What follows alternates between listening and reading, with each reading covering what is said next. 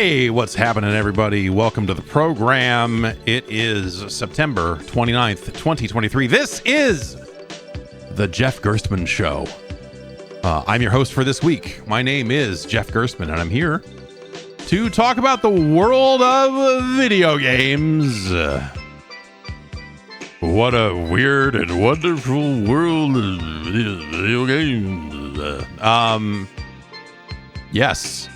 This is episode 69. Welcome everybody to the program. Gosh, what is the heck has been happening around here? I think there's a very real chance that next week we're gonna have a baby. We're in the window. I have one bag left I need to pack, but it's on. Oh, it's on over here. I don't know that I have a programming note style announcement or anything in terms of how what that's going to mean for scheduling and stuff. We're going to kind of play it by ear and see how it all goes in terms of like paternity. It's bringing back a bunch of like weird feelings about the last time we did this, and I tried to take paternity leave and kind of couldn't because of the circumstances of my job. There was a management change basically the day that my wife went into labor is when it all happened. And so basically, like, even though I was going to take paternity leave, I was fielding phone calls constantly from someone who was basically saying like, yeah, the new guy here says that everything's fucked. And I'm like, okay, all right. He says this is all bad. I'm like, okay, all right. If the new people are coming in and saying that everything is bad, then I probably need to start going to meetings again immediately. Thanks, everybody. Yeah, it was a bad time and an early sign that things were fucking. But yeah, so I don't really know. This is we'll kind of see how it goes, and when it happens, and how everyone comes out the other side, and all that sort of stuff. So yeah, I don't have a great answer. I mean, trying to get a bunch of different things done at the same time, and that's always it's been a very hectic point in time. I've been changing banks, a lot of things. I was in a bank yesterday. Hey, here's my advice: don't go to a bank. If you can help it, don't go to a bank. I'm getting all these messages now. My PC is popping up all these messages. You're low on disk space. Storage Sense is freeing up space on your PC to help it run its best. Yeah, I guess those Xbox games installed the C drive, huh? Whoops. Well, heck, here we are, doing a program, nonetheless. And yeah, I don't know. I have been playing a handful of video games lately. I know that's weird, but I've been playing a handful of games. A lot of this Mortal Kombat news. This morning I saw a bunch of stuff of people saying like, hey, there's like a new bug where player 1 lands combos more reliably than player 2, and that's the opposite of good for a competitive game. So hopefully that's something that if that is actually the case, hopefully that's something that'll get tackled really soon. The Mortal Kombat 1's been an interesting one. It's had a bunch of little bugs, I guess. This is the first one I've heard of that's been like, oh boy, okay, that sounds like a bad situation. But otherwise it's been a lot of little stuff like, there's a little icon that pops up when you have new skins or whatever, and that icon never. I've cleared every, like Call of Duty and all these other games that are just like, there's something new in this tab, and you go in that tab and you click on everything to make the thing go away. I can never make it go away. It's just there. I got it in my head that I was going to install I had access to the Epic Game Store version of Mortal Kombat 1. and thinking in my head like, oh man, okay, well, it doesn't have, none of these games have crossplay. Or rather, they said that Mortal Kombat 1 did not have crossplay yet. And I was like, well, if I install the Epic version, like maybe fewer people bought it over there. I wonder if it'll be a situation where the people who bought it there will be easier to beat or whatever. I was mostly curious more than anything else. So I installed that version and fired it up. It turns out the PC versions are cross play. So like I matched up with someone from Steam and fought and came close but lost. I have not had a ton of time to play any online Mortal Kombat. But I'm close to being done with the Season of Invasions mode. I'm on the last area. I just got to the last area of that a couple of days ago, and then stopped playing that because I started playing Cyberpunk 2077 Phantom Liberty, which is the DLC add-on for Cyberpunk. We talked a little bit about the 2.0 update last week, and you know, I've now spent some more time with that, and I'm making my way through this Cyberpunk DLC. Oh boy. So the the big news for me that I discovered last night was I don't know if you remember, last time I played Cyberpunk a few months ago when they rolled out the cross save support across versions, I ran into a bug that took away all of my inventory. All of my guns gone. All my guns gone. It's a mission where you go to a bar and they have a thing. There's like a box, and you have to deposit all your weapons in the box before they'll let you go in the club. And there was a bug where on the way out, you could put the guns back in the box and not get them out or whatever it was. There was something like, I forget the exact situation, but basically all my guns gone. All my guns gone. And the fun part of that realization was it doesn't matter. None of the inventory in that game actually matters. So I went and, punched people until I got another gun and everything was fine. Anyway, last night I was playing the game and I opened up they've redesigned a lot in that game. This is in a lot of ways the game they should have shipped, I think, because of the changes they've made to the messaging system for when you get phone calls and texts, or the way you can track your missions, just the literal like quest log, like just like bits and pieces of the entire game that are just like, fucking man, it seems like a proper video game in a lot of ways. Anyway, I was looking through the mission log and I saw a mission on there that was go get your guns, or like go retrieve your inventory or whatever it said. I was like, wait a minute, what is that? I don't remember that mission. What is that? And it was just like some gig, some side thing. And I was like, oh wait, did they fucking fix the broken mission? And now I've got a new pip or a new pointer in my log to go. So I went back. And yes, it was the same box. It was the same. And I was like, fucking assholes. And so I retrieved my guns and it said, you completed the mission. And I was like, great, thanks. Yeah. All these months later, I got my guns back. They were all terrible. Turns out. I don't know. They've revamped so many different things about the guns and the upgrade system and the upgrade items that you use to upgrade, and the weapons come in tiers now, and it seems like clothing doesn't have raw armor stats on it anymore, but they're still in tiers. And so I don't know if there's a benefit to equipping a tier 5 jacket over a tier 4 jacket, because it doesn't have any numbers on it. Some of the items will have side benefits like plus 7% melee damage reduction. So that's like a clear like, oh, this piece of clothing has a stat, but the rest don't. But they're still in tiers in a weird way. So it'll still show an up arrow on a clothing stat, even though it doesn't really show that they have stats. just bonuses, but it'll say like, oh, this tier 5 plus Johnny's glasses is better than this VR headset, even though it doesn't have any bonuses or anything like that. It's just like this weird.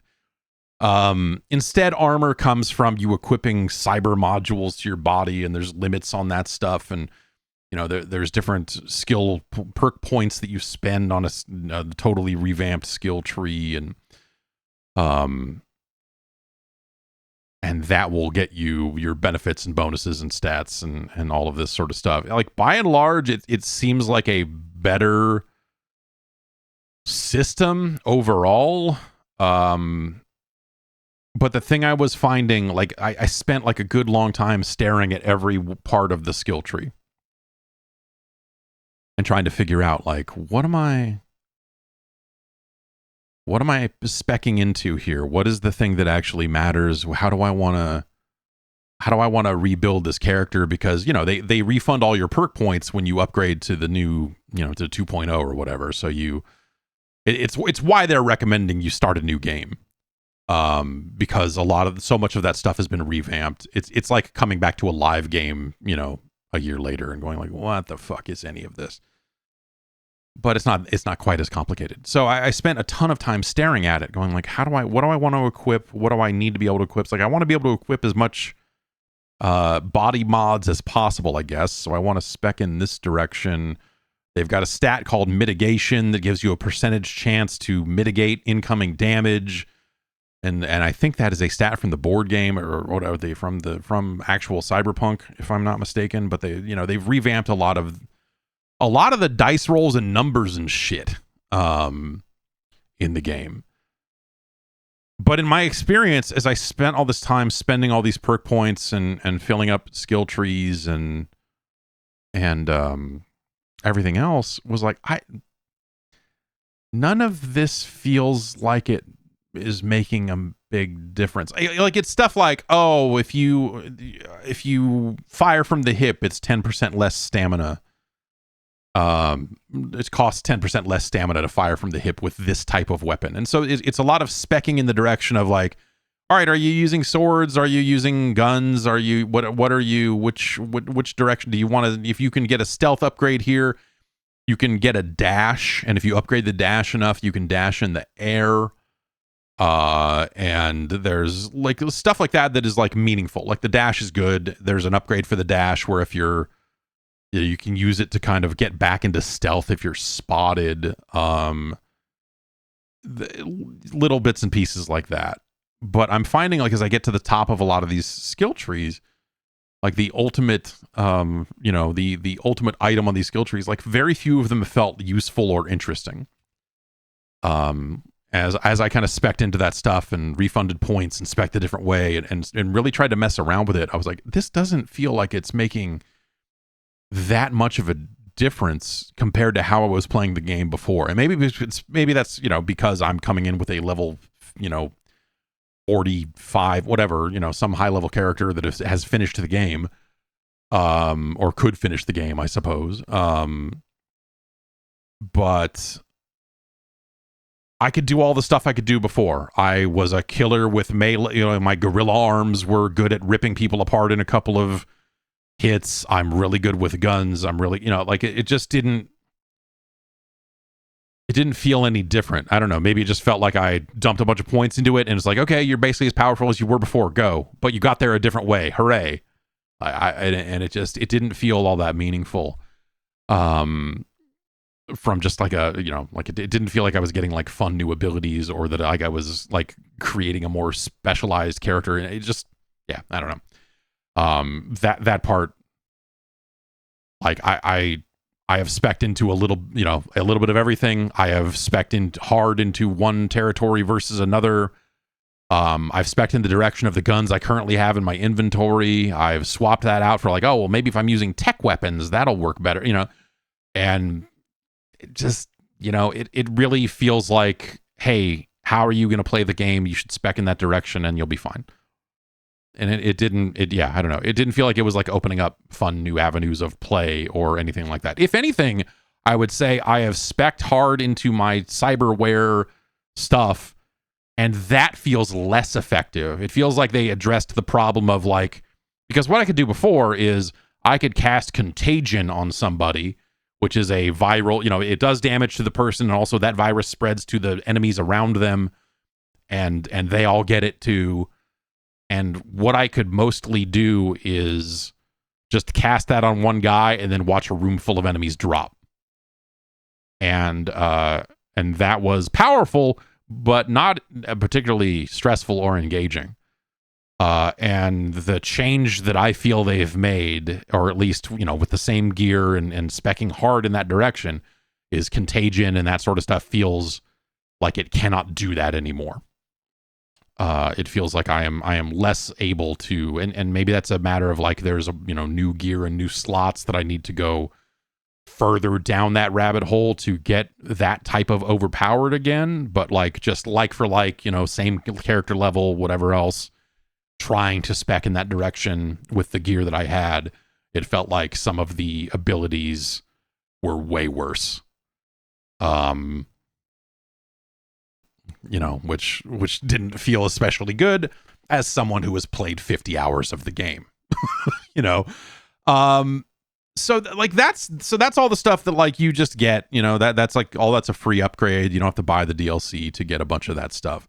The DLC is a new area called Dogtown.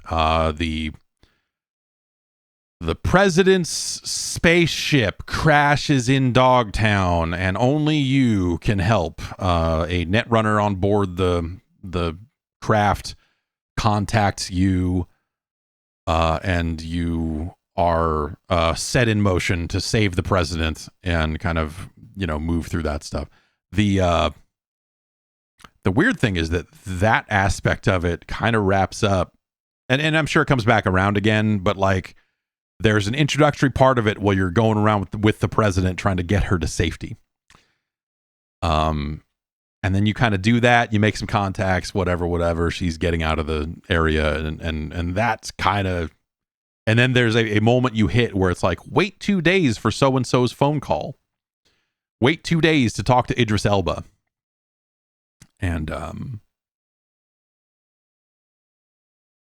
then it was like, oh, okay. I just, I can just hit the button to wait those 2 days, but it was like, oh, I've got to go do all these other side missions that I have from the main game now because there's not that much to do here until then. It was like, it was really deflating.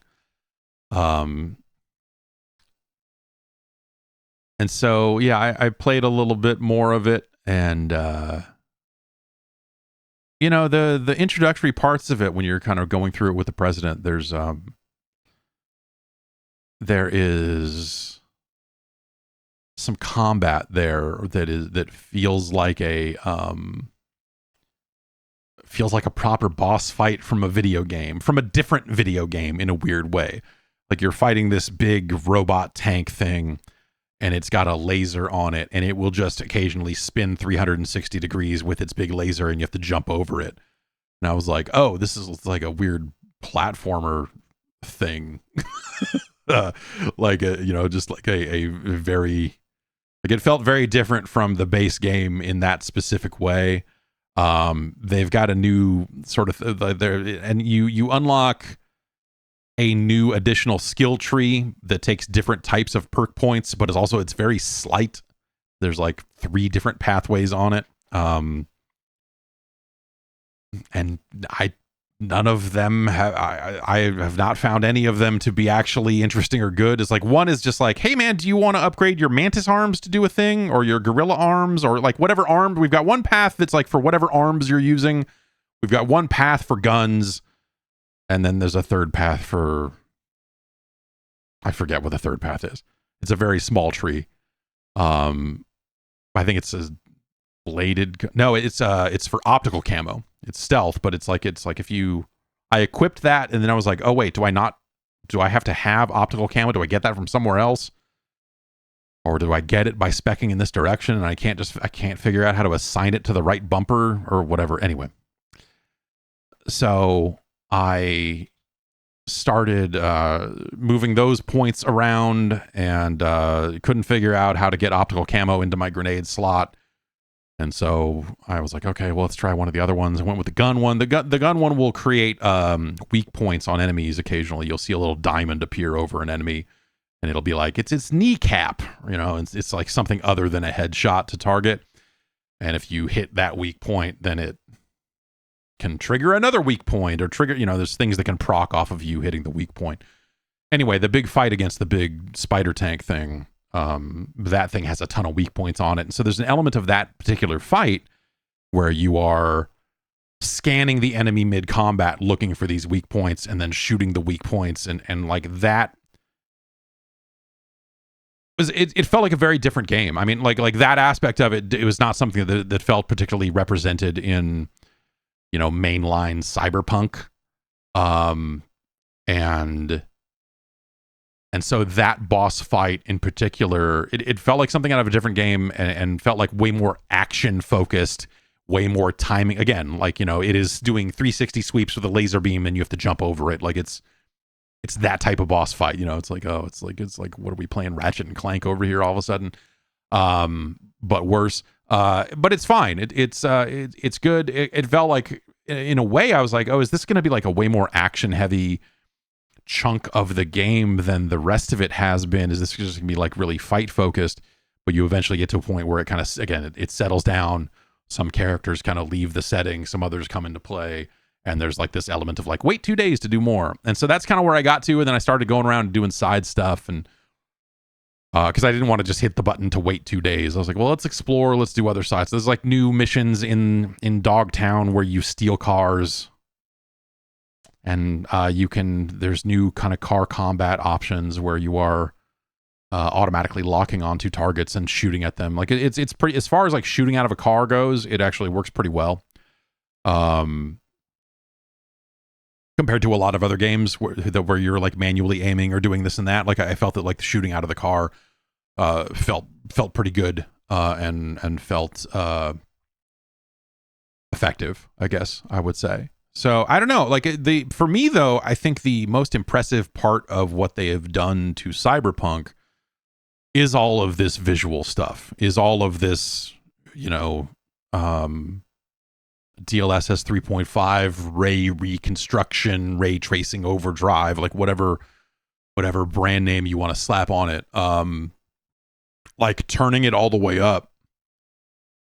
And again, I have a 4090, so like, your mileage will vary. But when I think about how it ran previously on this very machine, when it still had the kind of path tracing preview even, and I think about how it looks now, and how it performs now, kind of across the board of the last, 6-9 months of that game, whatever it is, of checking in on it and going like, yeah, this still runs fucked up. Like, I'm really impressed with the look of that game. I'm really impressed with what they're doing with it from a technological standpoint and the path traced lighting.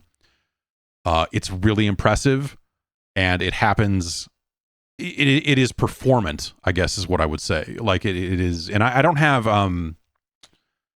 It also has support for the frame interpolation stuff.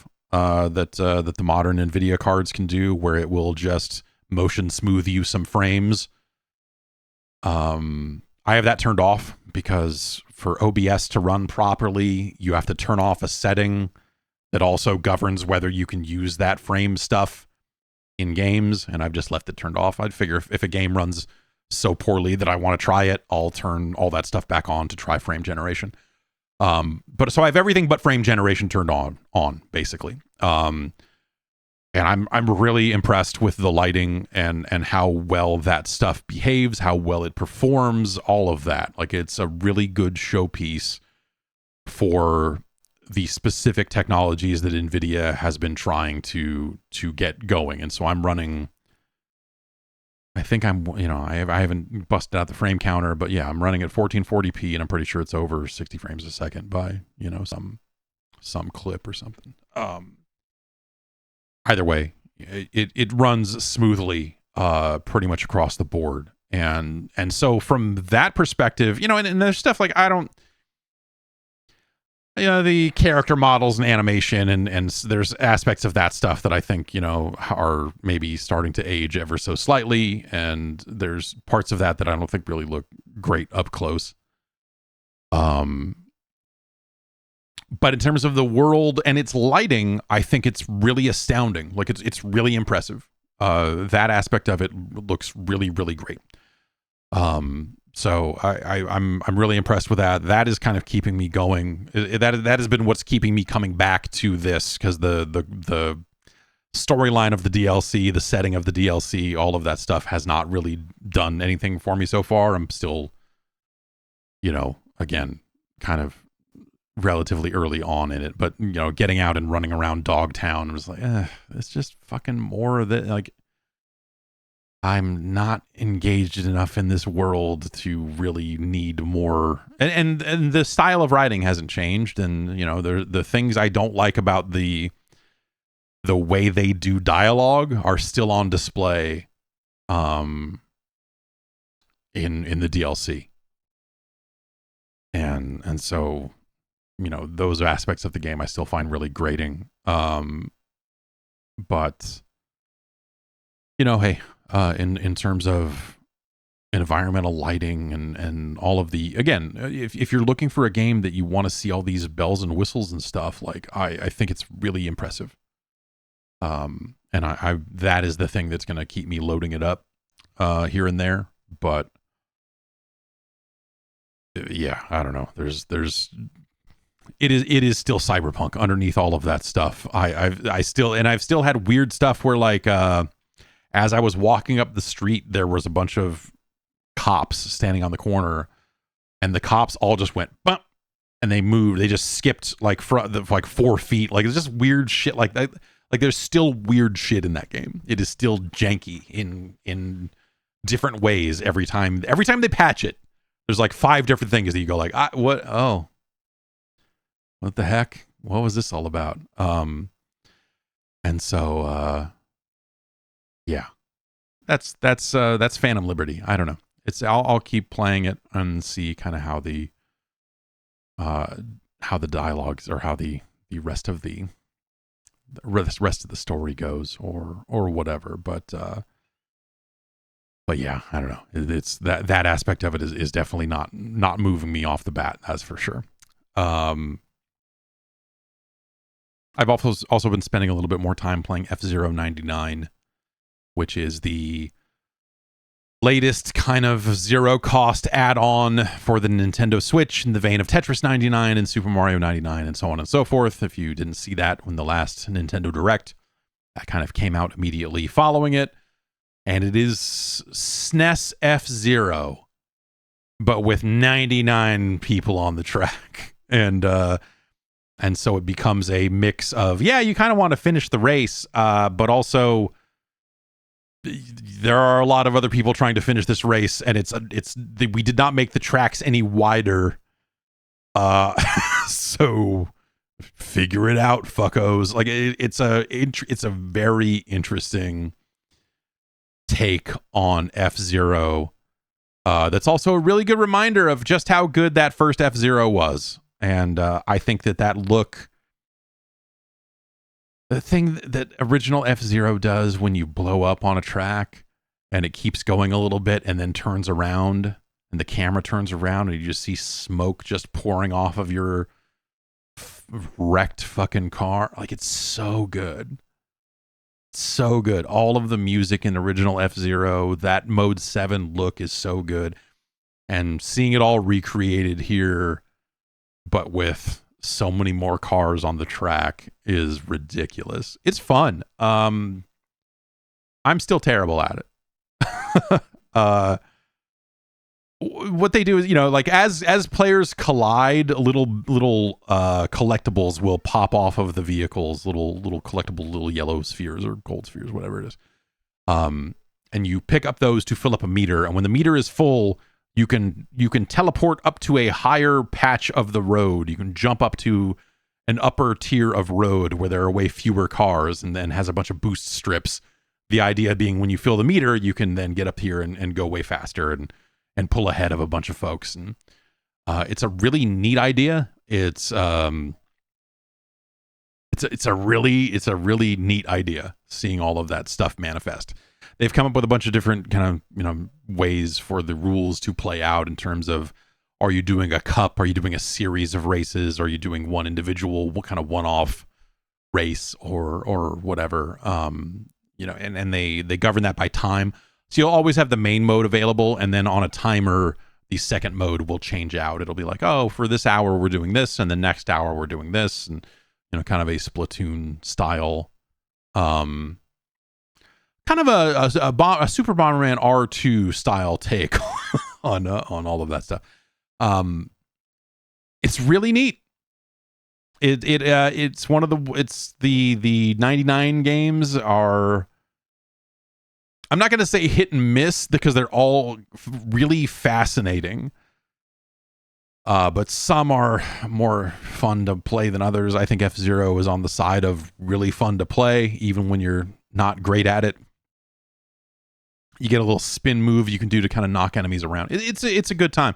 Again, if you're subscribing to Nintendo's thing, then it's a no-brainer to check it out. So you should give that a look. And then it just came out this morning, so I have not played much more than the tutorial, but I just want to point out that El Paso Elsewhere is out now. It's on Steam, it's on Xbox, I think it's on itch as well, but El Paso Elsewhere is a Max Payne Light, really. I mean, it doesn't have the persistent, no, it is a, let's call it a, kind of PlayStation 1-esque graphical take somewhere, demake style graphics in a Max Payne like game. Strange Scaffold worked on this. It's really it is really Max Payne. It is hold down the shift key to stay on the ground and then roll around and shoot people after you do your slow motion dive level of Max Payne. It is painkillers. Popping pills is a significant part of the character's entire being at the outset level of Max Payne, in terms of gameplay and all of that sort of stuff. The difference being that your girlfriend is a lady is a Dracula, and she is holed up in some hotel in Texas, trying to bring about the end of the world, and so you are trying to stop that. You also have a roll that has invincibility frames on it, and that's probably the parts where it diverges from Max Payne. Is you have a roll, and you can break wooden objects in the world to pick up stakes, and then you can hit a button to stake enemies because they're vampires. It's got all the internal monologue style stuff of a Max Payne. It's really impressive. And I have only really played the prologue, and I messed with the demo ever so slightly when that came out during the last demo fest. I have something in my eye. I'm trying to get it out. And it is very annoying. But anyway, so I'm just getting started on that. I just got my hands on it this morning.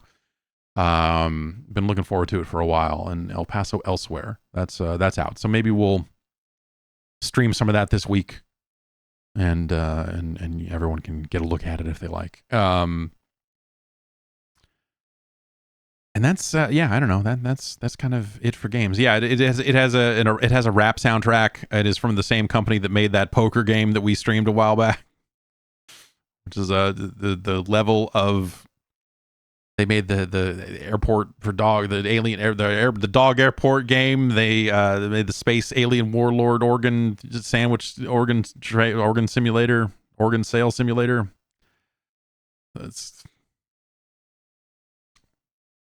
They're making a variety of games. Yes, an airport for aliens run by dogs is the actual official name of that game. Space Warlord Organ Trading Simulator. Yeah, so a wide variety of games coming from a Strange Scaffold these days. It's kind of nuts. Anyway, yeah, so I'm going to check that out as someone who could go for some more Max Payne as someone who still feels like Max Payne 3 was not at all what I was looking for out of a Max Payne game, I still feel this hole, this missing part where there have not been enough Max Payne games. Maybe I need to go back. I didn't touch much of it at the time because I remember not really liking it all that much, but maybe this is a good reason to go back and finally look at Stranglehold again after all these years. But yeah. I guess get into this. I found a flavor of Ghost that I hadn't tried yet. I'm surprised. I thought that I had, and I bought it thinking I couldn't, because I couldn't remember what it tasted like. And so I got a Ghost sour pink lemonade, which is not on the list. So I'm gonna give it a look here.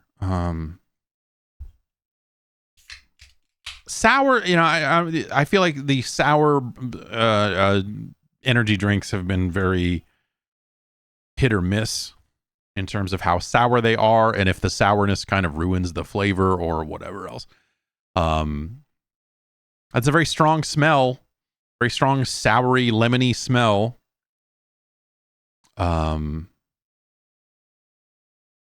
Right off the bat. Smells like lemonade. I love the man. Well, look. I mean, again, I think it's hard to beat the Rockstar Recovery lemonade, and also Cherry Blade lemonade, which is that's not entirely fair because it's not just a pure lemonade.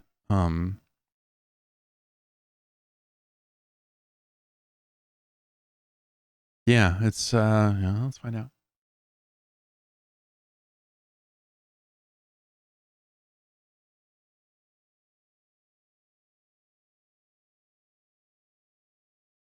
I don't know what happened. I took a sip of this. I don't know what happened.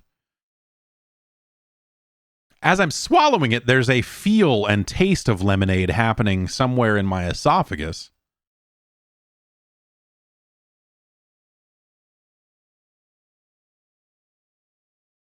The front end of this flavor has nothing on it. There's nothing there.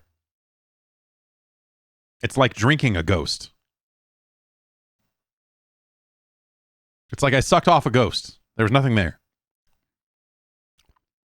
Very weird. And then as that kind of settles in,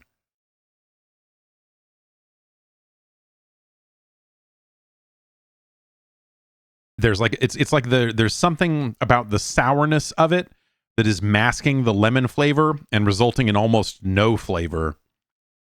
And then 3 seconds later, it's like, oh, by the way, did you know you drank lemonade recently? And I'm like, wait, what? Who? The fuck I did? Y'all fight, you man.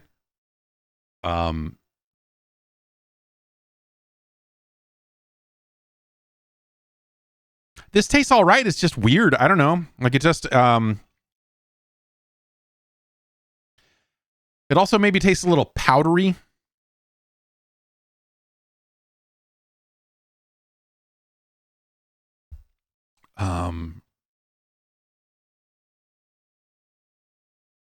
It's not super sour. It's a little sour.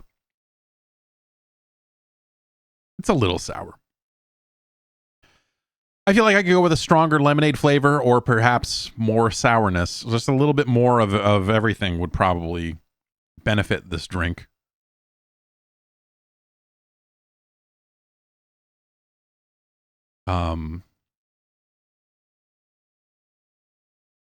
But it's not, I don't know. It's not, there's not, yeah, I don't know. Like when I'm looking for an energy drink, I think there's just a certain amount of like, hey, I'm looking for a flavor here. And I'm not getting that. I'm not getting enough of a flavor here. Again, it's almost all aftertaste because of the way the sourness kind of masks everything else.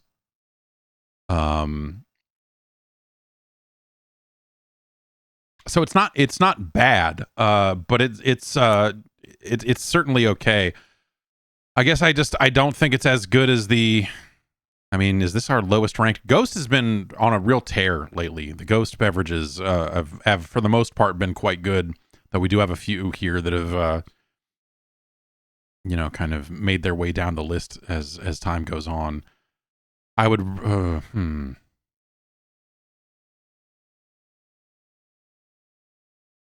Okay, it is.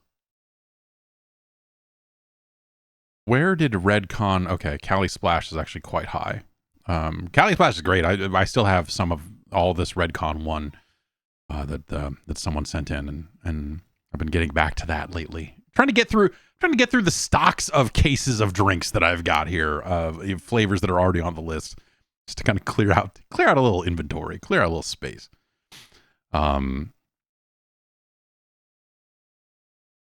So this is okay. Again, like it's not as good as Swedish Fish, that's for sure. It's not as good as Tropical Mango, but I would probably take it over the Ghost Bubblicious Strawberry Splash. It's probably in this range right about here. I don't think it's not as good as Bucked Up Energy Gym and Juice, which was pretty good. The Strawberry Peach was a little underwhelming for what it was. Yeah, I think we've found it. Let me update the list here, and then we'll move on and get into the news.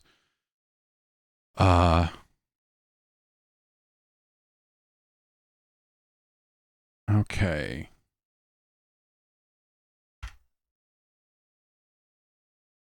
What is the actual? It is Ghost Sour Pink Lemonade.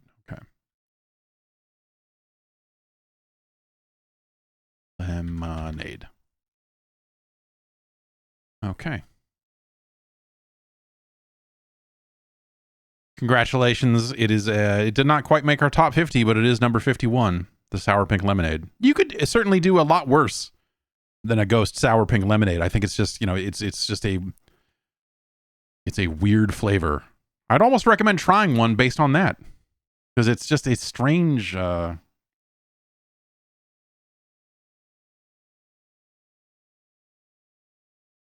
Strange. Why don't we get into the news? Phil Spencer continues to be in the news, the head of Xbox. He did a few interviews in Japan during the Tokyo Game Show. There was, of course, all of these leaked documents and emails. We talked about almost all of that stuff last week. There's just one more that ended up surfacing a little bit later that Kotaku latched onto that I thought was interesting. It, these are internal takes, and so they're a little raw is not the word, but it's it is not the public face of one of the more prominent public faces in the video game industry, and so instead it is, this is Phil Spencer's take on kind of where AAA gaming is and what's wrong with kind of the big games. And, and some of this is in the context of the strength of Game Pass and all of that sort of stuff. These emails went back and forth in March of 2020. It looks like it's according to Kotaku, who was kind of sourced the lineage of this, that it's that they were going to meet with Take-Two.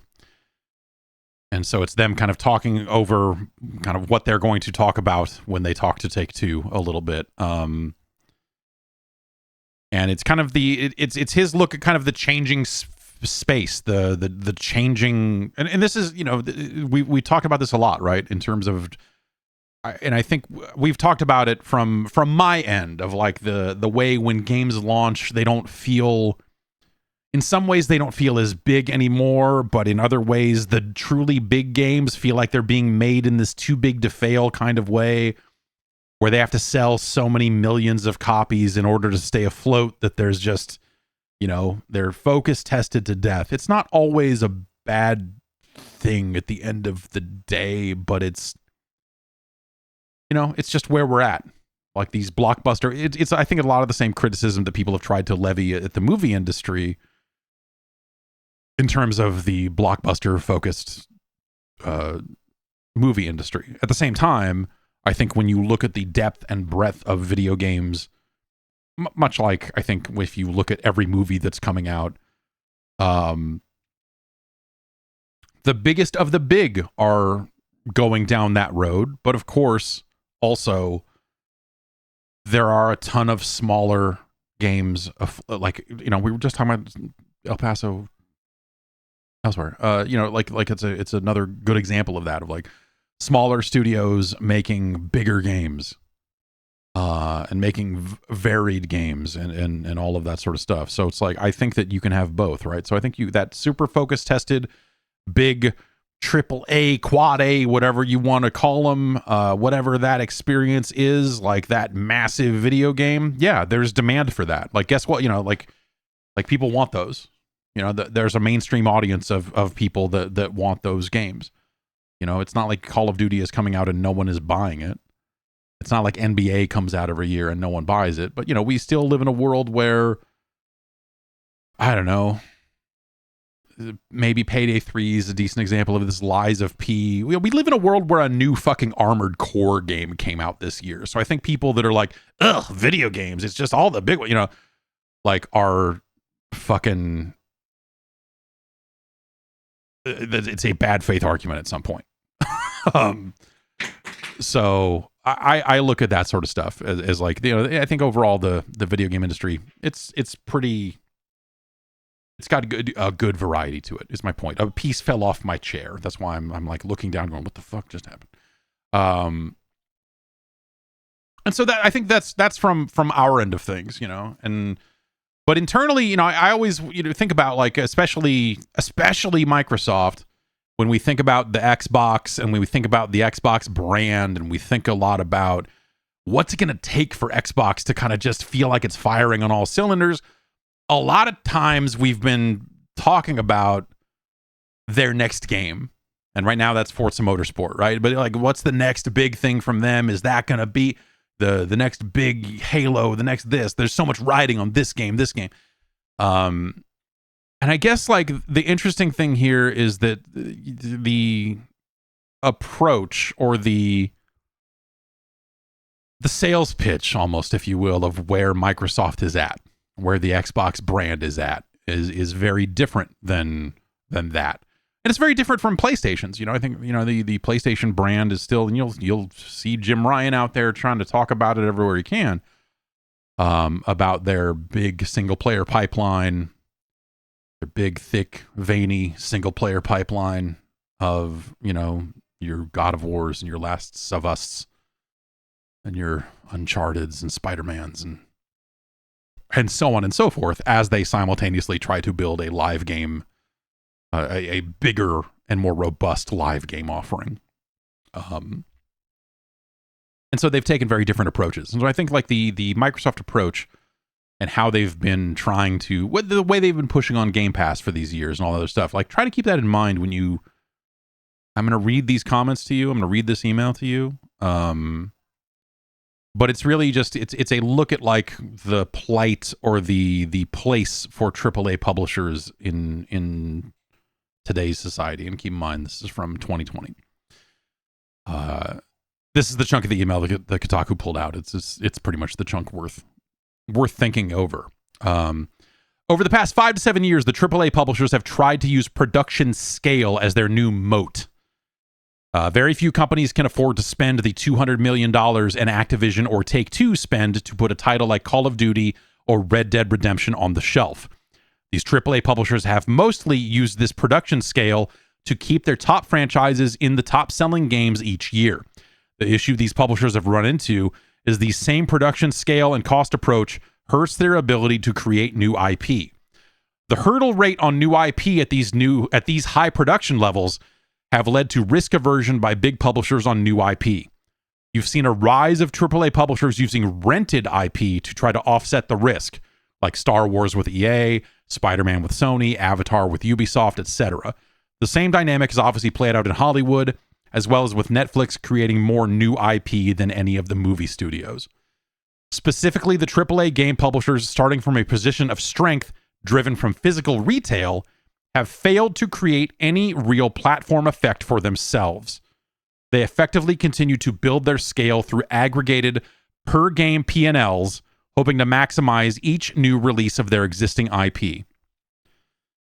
In the new world where a AAA publisher doesn't have real distribution leverage with consumers, they don't have production efficiencies, and their new IP hit rate is not disproportionately higher than the industry average. We see that the top franchises today were mostly not created by AAA game publishers. Games like Fortnite, Roblox, Minecraft, Candy Crush, Clash Royale, Dota 2, etc. It's really funny to me that Dota, I mean, you know, I guess it belongs, right? But there's like Dota 2 really stands out as like a kind of weird game on that list. Were all created by independent studios with full access to distribution. Overall, this, in my opinion, is a good thing for the industry, but does put AAA publishers in a precarious spot moving forward. AAA publishers are milking their top franchises, but struggling to refill their portfolio of hit franchises. Most AAA publishers are riding the success of franchises created 10 plus years ago.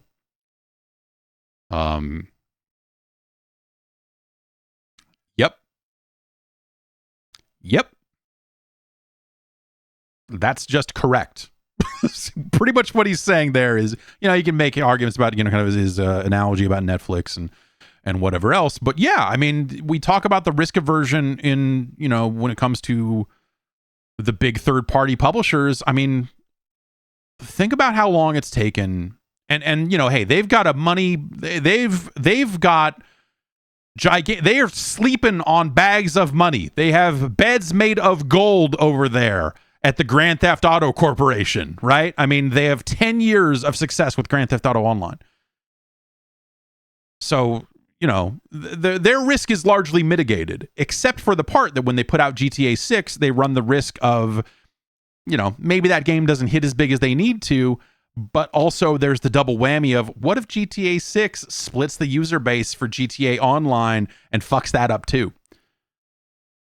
The amount of risk that a lot of these publishers are dealing with. You know, we talk about, you know, the Activision all the time. Activision has been on this train for, I think, I feel like longer than anyone, and they're on this train in a more dedicated fashion than anyone. Despite, you know, they at least do have some diversity in their portfolio once you factor in Blizzard's releases, which are few and far between, and also the mobile stuff. You know, obviously they, through King, they do have a more diversified portfolio than most. Well, no, not than most, but like when we think about the big AAA space, we think about the Activision brand specifically, it's Call of Duty all day long. It's them shutting down the old war zone because they need to make sure that everyone's focused on the new one because that's where the new cosmetics live. You know, there's not that that's the only reason, but it's certainly, I'm sure, on a list. You know, Activision is the company that, you know, instead of, you know, signing their 10-year deal with Destiny and having Bungie on board for all of this time, and as soon as things start to flounder, they're like, this is not worth our time anymore. We are cutting it loose. This is a bad relationship. Instead of fixing it, we're just like, You know, Activision's a company where the guy who was supposed to be out there figuring out new IPs and doing other things left the company to go put out more guitar rock. And good on him. Get out of the fucking rat race. It's a disaster. You know, like they're kind of in the weirdest spot of all. Especially because the Blizzard stuff hasn't necessarily been hitting, right? I'm sure that there are probably plenty of people playing Overwatch 2, but there's not a good, you know, the vibes are wrong. And then, you know, hey, at the end of the day, who gives a shit if the vibes are off if your bottom line is right? But I don't think the bottom line is probably as right as they want it to be for that sort of stuff either. That's just a guess. I feel like Diablo 4 is, you know, is a game that is come and gone, right? I mean, remember Diablo 4? Remember that game came out? I'm sure there are some people still playing it, but god dang, I have not seen a person talk about it since which is Gamescom, I guess. Gamescom, when they got out there and announced their season 2 stuff. But Diablo 4 doesn't feel like it's dominating the way, you know, obviously like yeah, season 1 doing it for you? It didn't do it for me at all. and I uninstalled it, and it kind of just feels like it's so anyway, what I guess the short version is that's a ton of great reasons to sell that company off and partner it up with a company that's making a bunch of other games. But also, yes, you could argue, yes, that Diablo 4 came out at a time just before a lot of heavy hitters were starting to enter the market. Starfield, Mortal Kombat. I think Mortal Kombat is it's the number one selling boxed game in the UK for whatever that's worth. I don't know. Is that a thing? It's it's physical games. But this has been, this is, his assessment is not unique to him. It is not unique. It is, I think that there are a lot of people inside the industry that share a lot of those feelings. You don't always hear about it all the time because, no one's going to come out and say, hey, I think a lot of these other publishers, some of whom we partner with, are fucking terrible, are doing a bad job of this or doing a bad job of that. Right. It's you're just not going to necessarily hear these sorts of takes given publicly, especially from someone who is ahead of a platform, who is in the business of making sure that everyone wants to do business with him. But I think he's absolutely right. I think, again, the stuff about, making games with other people's IP to try to mitigate some of that risk, the Star Wars stuff, the Avatar stuff, I think will be really interesting. Just purely from that perspective of I am still convinced that, despite it doing all these numbers in the box office and whatever else, I do people actually care enough about Avatar? Are people invested enough in the Avatar? How many people are invested deeply enough in the Avatar universe to go on and buy a video game? Is it enough people to justify the amount of money that they are probably putting into that game?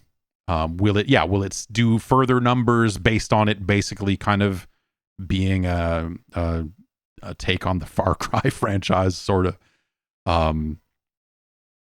People who love lore love Avatar. Are there enough people who love lore and love Avatar that they want to invest in? If they're like, Savako, we've got to pre-order today. I don't know the answer to that question. I'd be really curious. I will be really curious to see how the Avatar game does when it makes its way onto shelves. They will market the hell out of it, but is that something that if people see it, if they're watching a basketball game and there's an ad for the Avatar game, are they likely to go oh, fuck yeah, Savako, motherfucker, we got to get to the store.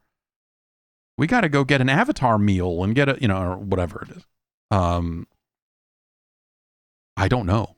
But that's the gamble that Ubisoft is taking, right? They're like, oh, well, we can spend this amount of money on the game because it's this hit IP, and so we're this and that, and so they can justify the amount of time and effort that they've put into that thing by thinking that it's yes, that is, Avatar is the thing. But he also focuses on most of the top franchises today are not made by those traditional, we talk, it's the change happening in gaming. It's the change that already happened in gaming that we just kind of sometimes pretend didn't happen or isn't happening or whatever else, because we're just, because it's very easy to go well, yeah, but when's the next Gears of War coming out? Because I want to play the next Gears of War. That's not, not being shitty about it. It's just the kids don't. I went to okay. So, but he says the games he lists, again, it's Fortnite, Roblox, Minecraft, Candy Crush, Clash Royale, and Dota 2. Etc. So, you can put your League of Legends or whatever at the end of that list, I guess.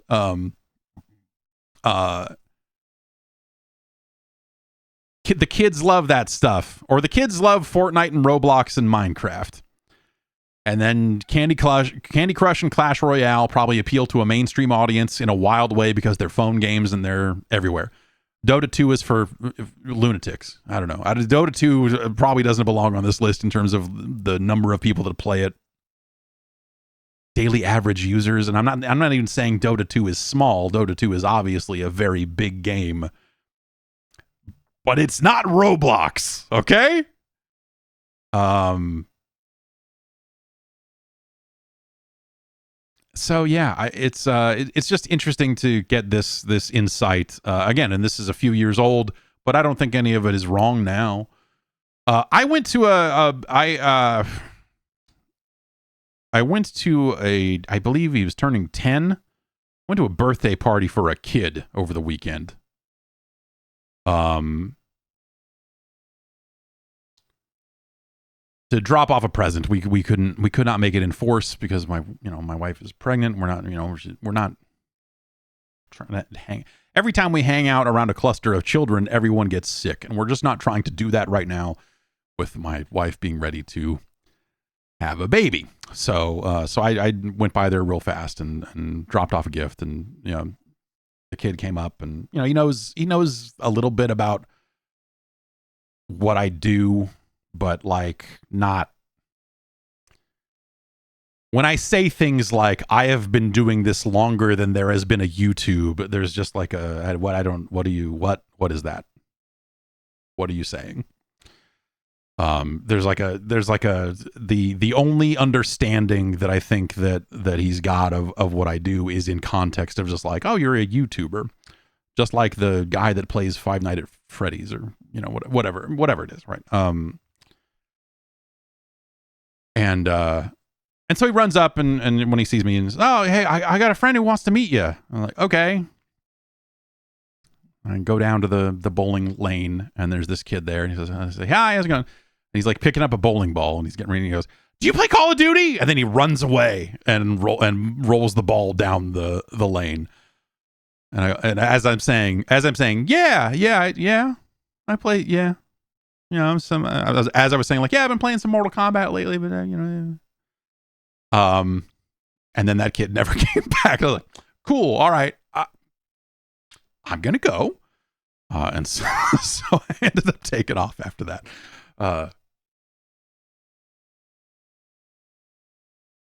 So yeah, I don't. I was impressed that he said Call of Duty, because I was expecting to have a conversation about Fortnite. I was expecting to have to be like, Fortnite. I don't really play it anymore. I messed with it back when I played Fortnite. There was no battle royale. And I was like, or whatever. But yeah, it was a silly exchange. But yeah, he closes with AAA publishers are riding the success of franchises created 10 plus years ago. So now I think, again, I think that's a very, I'd call it, like that's not a hot take. That's not an especially astute observation. I mean, it's correct. He's absolutely right, but it's not like rocket science. It's not like he's like coming up with some heady new stuff. But I guess like the thing when you think about this take from the head of Xbox, and then you think about Xbox, and you think about the games they're putting out, the games they're trying to put out. I think I've been kind of rethinking how I look at Xbox, because I think that the traditional things you look for, the traditional things you look towards when you think about the health of a console platform manufacturer or whatever else, I think a lot of that stuff is just gone. I think a lot of that stuff is not even necessarily stuff that the Xbox brand is trying to rely upon. The problem is I don't know what they're trying to rely upon, because when I look at their portfolio, like they're making attempts, there's a Hellblade sequel. There's, they're going back to Fable, which is, not necessarily, it's certainly not new IP, but, it's been long enough that it is going to kind of be a different thing. And, I think we look at the Halo, Gears, Forza Trinity. Is that the Trinity? Is it Halo, Gears, Forza? Is it Cameo, Crimson Skies, Mech Assault? Is that the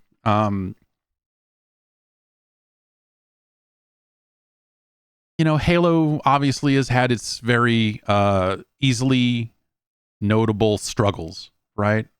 And so it's this weird feeling of like, the old shit ain't firing on all cylinders. The new shit doesn't feel like it's as big as the old shit. And so, yeah, I don't know. I don't know where they're going with it, but at the same time, they're a box that people can buy third-party games, and the biggest third-party games come to all platforms. In the traditional space, right? I mean, they've got Fortnite. They've got the most of the games that people play.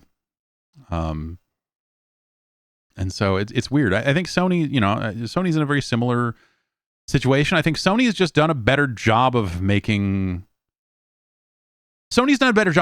a house style, for better or worse, right? I mean, Sony has cut loose everything that is not in that style practically, to the point where now they're saying, we're building a whole new thing over here to make live games. And you're like, what about Liverpool? What about the old Psygnosis? What about, you guys know you own Lemmings? Have you ever heard of a game called Parappa the Rapper? And the blank stares you get in return. That Sony's gone and done. They want to make their big marquee stuff, and they've got Spider-Man 2 coming out soon. And you know what? That game looks real fucking good. You look at it and you go, yeah, hell yeah, I want to play that game. That's the thing. It's easy to sit and talk shit about like, oh, these risk-averse big game, blah, blah, blah. But enough of them are good. I don't think you should go play all of them, because I think you'll fucking burn out on it. I think I burned out on a lot of the Sony style stuff. I think, the Sony's style of third person action game, story driven, single player, whatever. I think it works, but I think it works in fits and starts. And I think it would, there's just, I'm gravitating towards Spider-Man, because I liked Miles Morales so much. I liked Horizon, but didn't necessarily love the sequel to it. But I would certainly be excited for a new Horizon game. But I just hope that they break the formula, I guess. Like, I by the time I stopped playing Horizon 2, boy, oh boy, was I done with trapping machines and doing this and like the managing weapons and, oh my God, managing weapons. And I don't have a much interest at all in, The Last of Us, obviously, but also like God of War. I just the characters, the story, like all that stuff never really resonated with me in any kind of meaningful way. I think the combat in the second rebooted God of War, whatever, is better than the first and all that sort of stuff. And it's like, it's a big budget, big, cool game. And you're like, man, that's cool shit. But the thing I'm looking forward to probably most right now in terms of like near term games I'm probably going to be playing in relatively near future, it's Spider-Man 2. Like, I really want to see. I really hope that Miles Morales, that they learned lessons on that, and Spider-Man 2. I hope it's got variety but also a focus. Miles Morales benefited so much from being a slightly smaller game and being an open world game that had restraint and not bloat. The first Spider-Man, there was so fucking much of it. And I'm not looking for that type of game. And I don't need the game that you're like, if you 100% this game, it's going to take this long. And some people do or whatever, but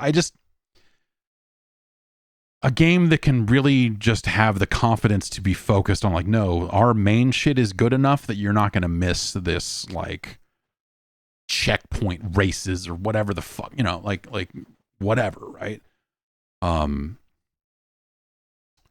And so I hope Spider-Man 2 doesn't go right back to just like, here it is, a big open world mess. But we'll see. We'll see. I'll play it either way, but I've reached a point where there's just a ton of side stuff that shows up in a lot of games like that I'm just never going to do. Checkpoint races is one of them. I got a Spider-Man swing through all these rings around town. It's like, yeah, it didn't work in Spider-Man 64. It fucking didn't work in Crackdown. Like, I don't want to do that. I'm done. Your tacked on races in open world games can get bent. I don't care. Cars, if your character can fly, I don't care. We're done. Tears of the Kingdom had some of that shit where you're just like, all right, fall through these rings and do it quickly. And I'm like, really? You're innovating on the genre? And this is where you're going with it? What are we doing? God damn it. No more races in video games. So yeah, I don't know. I felt that this was a really interesting take from someone, who obviously has been on the inside of stuff at the highest levels for a very long time. And this email from 2020, they see it too. If you've ever had any doubts, and I don't know that I did, because I feel like I've had enough conversations with people around, not people at this level that have shared these sort of sentiments, but yeah, everyone kind of sees it. Everyone kind of sees that AAA is doing this. And he talks about distribution leverage and platform and all this other stuff. And yeah, their game goes on sale in the PlayStation store and in the Xbox store right next to every other game. And they can buy space. They can buy the front page of the PlayStation store. They can buy space on the Xbox dashboard. They can whatever. They can go buy end caps in a Walmart if that's still a thing. They'll have the marketing budget to do that sort of stuff. But at the end of the day, their game is going to sit right next to 30 other weird fucking $3 anime porno games that came out that day.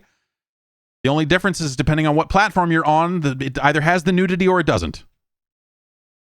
And we've achieved in weird ways that something resembling a level playing field. Now, I would argue that level playing field is terrible for us on the consumer end because the discoverability is so bad. Like the process of finding your next game. Let's assume you're just a guy, let's assume you're not out here listening to video game podcasts and you're not reading stuff online. You're not on some message board somewhere. Here, you're not on some social media thing hearing people talk about this next game that's coming out. How do you hear about games? That's why those marketing budgets exist, because they're like, oh man, we've got to market this game to Joe Sixpack. I don't know what is your, how do you get that game in front of those people? And so the ad stuff is, ads are easier to block every day, but you can still market to the people that don't know that.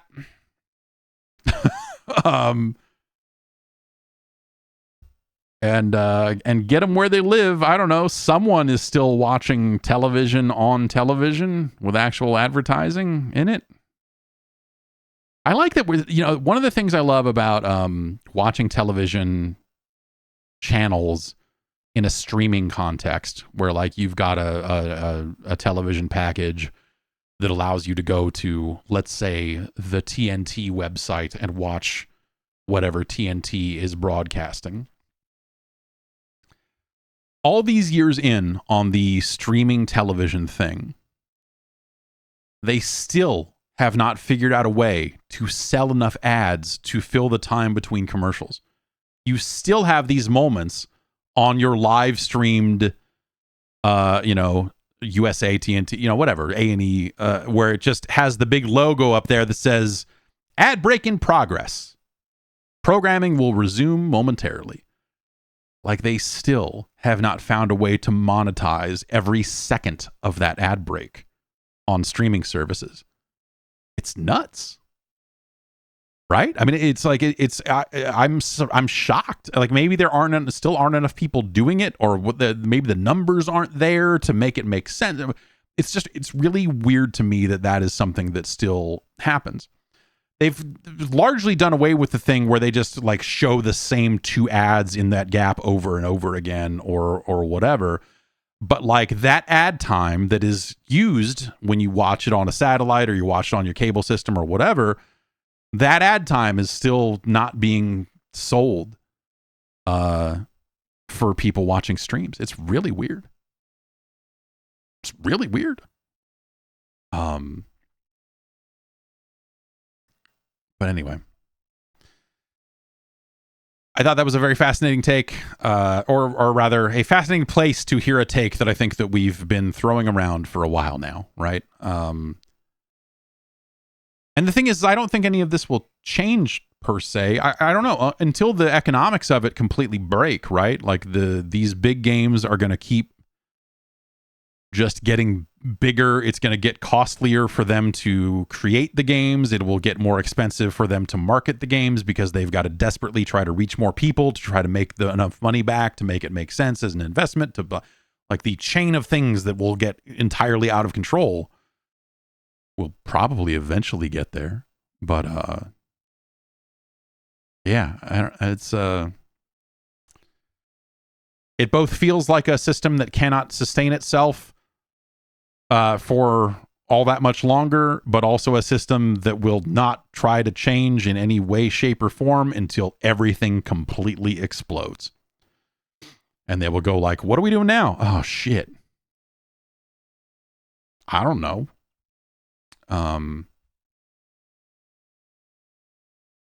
Weird times for sure. Speaking of Microsoft, Capcom says, hey, if Microsoft tried to buy us, we would be like, nah. This comes out of an interview with Bloomberg. The COO of Capcom, Haruhito Sugimoto, was asked about mergers and acquisitions. Video Games chronicled this interview and says, I think there have been many merger and acquisition talks in the game industry, Sugimoto had to say about it. There was once a time we were a target, but rather than acquiring an outside company, we prefer organic growth. If asked by Microsoft if they wanted to acquire it, I would gracefully decline the offer because I believe it would be better if we were equal partners.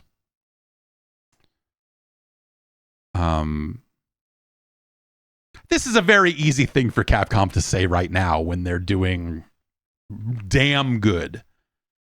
Capcom has really turned it around. You know, I think the Microsoft and Capcom acquisition question is such an old one because the times at which that was a very active rumor and seemed like something that was actively being discussed to the point. I remember talking to someone who was not at Microsoft, but was very, pretty well in the know at things that were going on in Japan. Right before Microsoft's press conference. And the thought being like, I think they might announce that they're acquiring Capcom. Like, I think that they're going to announce it here. If they don't announce it here, it'll probably be pretty soon. And, this was at a time before Monster Hunter World. This was at a much different time in the Capcom timeline when things would have, this might have been answered a little differently then. After years of like really great success and really smart success and really turning things around with a good mix of bringing back the Resident Evil game, like hugely acclaimed remakes of these Resident Evil games. Street Fighter 6, fantastic. Like Capcom kind of lost its way there. It's weird. As soon as they found it, they lost it again. It was that feeling of like they're doing interesting things on the Xbox 360. Street Fighter 4 came out that felt like they were, ascendant and felt like they were figuring it out. And then somewhere in the middle there, a lot of it started falling apart. And you're like, I don't know, Street Fighter Cross Tekken not really making it happen. And this, okay, you got some good downloadable games here, but not so much. And there was a time there when they tried US development again, and that didn't necessarily go their way. As much as I will continue to be the last person on the planet that will say, hey, Dark Void and that Bionic Commando reboot, not bad. I'm alone. It's fine. Capcom kind of got into a weird spot all over again. And they very much seemed like an acquisition target. So in a lot of ways, this question feels like it's being asked like 4 years too late or whatever, because obviously Capcom is in a much better financial position now. And they're doing their thing. And more power to them. Honestly, I think that it's great that Capcom has been doing well. I think they've been doing some exciting stuff. I hope that they end up getting back to taking some more chances and doing some more weird. Remember they did Oh yeah, I don't know, the Dead Rising franchise and all the stuff that happened to that, and if only that real-time strategy game had come out, that would have turned Dead Rising around. If only the Dark Mega Man game had come out, that would have happened. But yeah, you know, we're back to a Capcom that can release something like Exoprimal, which I don't think is a good game, but also I think they're in a position to where it's okay for them to be trying to take some stabs like that. We're back to a Capcom that is like, oh, by the way, we're gonna make a Dragon's Dogma 2. Like, really? I mean, yes, really, but also, like, you know, that's a game that you would not have thought of them ever being able to make a sequel to. It was going to have its fans, and it was never going to, you know, it's no Monster Hunter, so it's just going to get buried and never come out, and blah blah blah blah blah. And now Capcom is back at a point where they can go like, no, we're gonna fucking make a Dragon's Dogma 2. And we're going to convince people that it's the biggest thing in the world. You know, it's almost, and we'll see, right? I mean, there's a while there before that game comes out. Dragon's Dogma 2 to me feels like it gets lumped in, you know, it belongs in the same bucket as like, hey man, we're making a new Armored Core.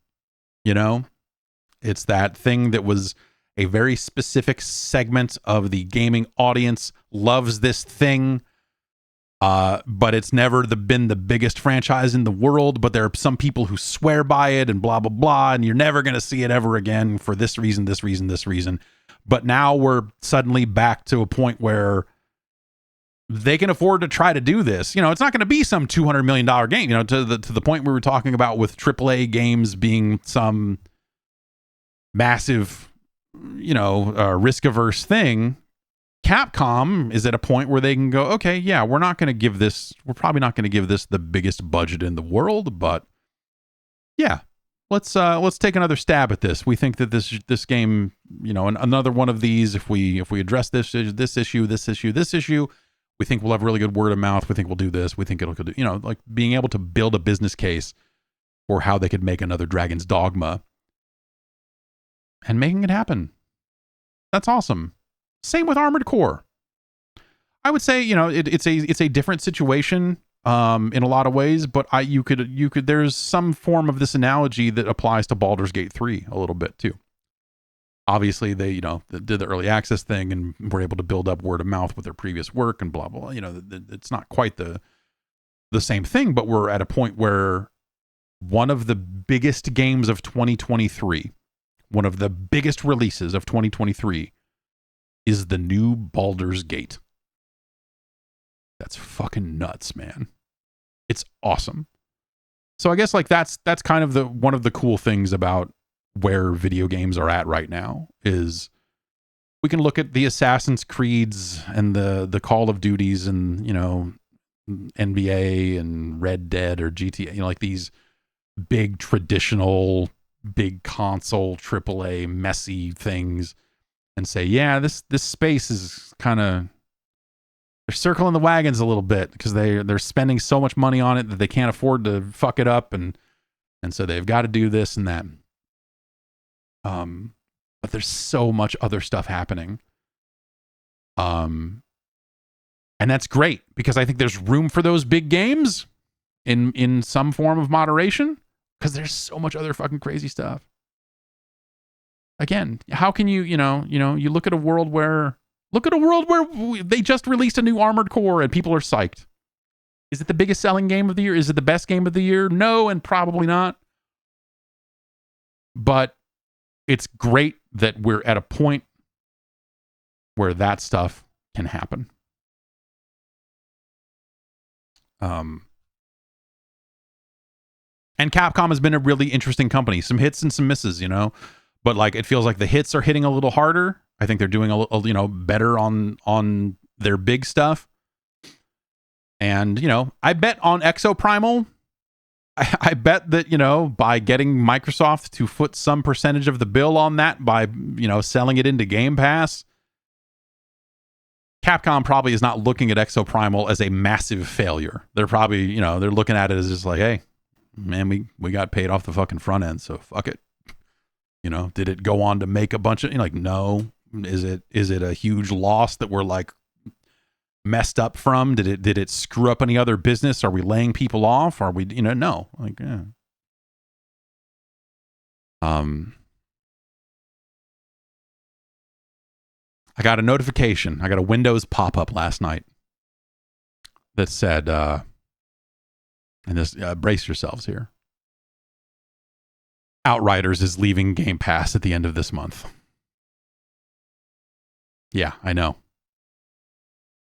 I'm at a loss about what to do because, my Outriders character is on Xbox, and, am I going to take advantage of the 20% off savings that you get for games that are leaving Game Pass? Am I going to take advantage of that to make sure that I can continue to play Outriders? I like Outriders.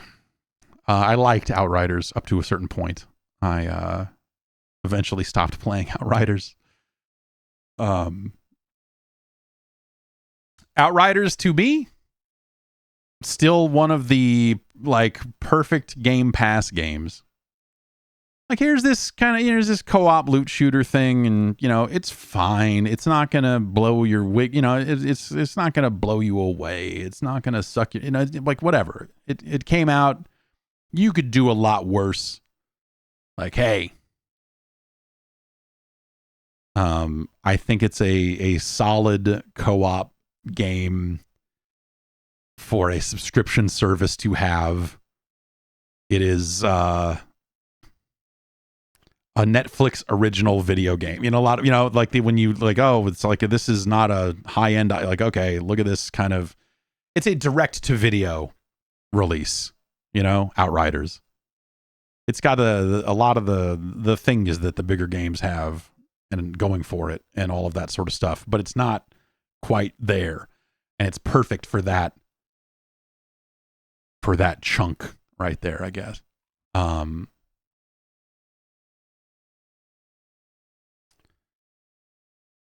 Anyway, Capcom says they're not open to being purchased right now by Microsoft, which, duh. Of course. Unity. We're talking about Capcom, we're talking about Unity, but we're not talking about Capcom-Unity. It's like an amazing joke for 6 people. Mark Whitten of Unity has apologized. He says, I am sorry. They have rolled out their updated plans. Just to recap quickly, Unity rolled out some new terms, some new licensing or whatever you want to call it, where they were like, hey, we're going to charge developers. Once they've made a certain amount of money, we're going to start charging developers 20 cents every time their game is installed. This set off alarm bells across the entire industry. This has been the main topic that I've seen. You go to places where smaller game developers are talking about developing video games. This has been the dominant topic of discussion ever since it happened. Anyway, their update here is that they are not going to apply those fees to existing games unless those games update to a newer version of the Unity engine, the newest LTS, the newest long-term support engine, which they are referring to, I guess, as the 2023 LTS, though it will not be out in 2023. It will be out in 2024 or something like that. And the fee is applicable. This is a Video Games Chronicles recap of it. Once the game has reached $1 million in gross revenue in the trailing 12 months and 1 million initial engagements, which is, I assume that's installs or, whatever, and then Mark Whitten put out, I want to start with this. I am sorry. We should have spoken with you more and incorporated more of your feedback before announcing our new policy. Our goal was to ensure that we can continue to support you today and tomorrow and keep deeply investing in our game engine. You are what makes Unity great. Like that style of lip service. It sounds like that they're also going to take self-reporting for installs of the games as opposed to, trying to monitor that themselves. the per install thing is, okay. So this thing is less bad than the thing that they rolled out before. But, from my, I won't quite call it casual. I will call it, I did some looking around deliberately, but I it's not exhaustive research, but going around and kind of looking at what are game developers saying publicly on social media, on co-host, on, like what are they out there saying about this sort of stuff, and trying to dig into it a little bit. I have seen exactly 0 people saying, "Oh, thank God, okay. Good. I'm glad Unity fixed that." The most positivity I've seen out of game developers on this change is, okay, good. This is something that doesn't immediately fuck us over. Oh God, we've got to stop using Unity. The number one sentiment I have seen since this started up, since they tried to roll out this runtime fee in the first place, has been, oh God, I can't believe we're making a Unity game. Holy shit, we have to stop it. Like, what are we going to do? This takes some of the heat off the what are we going to do, because unless you end up using their current version of their engine, you might not have to touch that. That said, if you're shipping a game on console, usually you end up having to use the latest version of the engine. So sticking around on old engine is, not going to be an option for some of those developers past a certain point. If they're doing ports and maintaining ports and patching, like they will have to, they may have to upgrade eventually, which would then put them in the crosshairs of this new policy. Unity has completely destroyed whatever trust they had with game developers, in my view. Again, I've not seen a single person developing video games saying, "Oh, this is fine. This is good. This is going to work out just fine." Yeah, and again, these sorts of changes seem like they're targeted at maybe like the Hoyoverse, your Genshin Impact developers and such, to try to get more money out of that. And yes, Datasura points out that that studio posted a whole bunch of job listings for new engine development. So even they're like, oh, I guess we've got to get off Unity. So,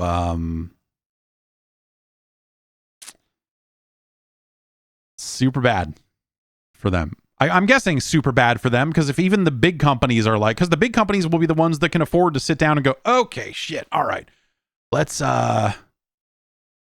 just pivot to a new engine. It's going to cost us a bunch of money, but we will make it back in the long haul by not having to pay Unity these fees. We'll be better off doing this. We'll own our own destiny. We'll control our own destiny from here going forward. Whatever games we make, we'll have our own tech, or we'll move to Unreal or whatever. I saw some people trying to do cost benefit analysis about the changes they announced, and it sounded like the basically comparing it to Unreal Engine's fees and how much you would have to pay time by time, and kind of the narrow window where Unity is a better deal than Unreal is a narrow one indeed. And it's just fucking nuts, man. So maybe they don't care. Maybe at the end of the day, they're like, whatever, we're going after movie money, and we're hoping that enough of these big engine developers don't change that we can make money off of them. But if even your Genshin Impact, which is probably got to be among their biggest customers, I suppose,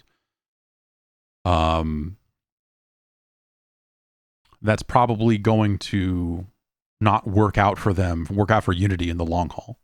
This change is probably going to upset the apple cart enough to where, you reach a point where if no one is using the engine, no one knows how to use it, no one applies for engine jobs involving knowing how to use Unity if no one is using Unity. You have this weird kind of rolling momentum here that eventually sort of screws up their entire operation.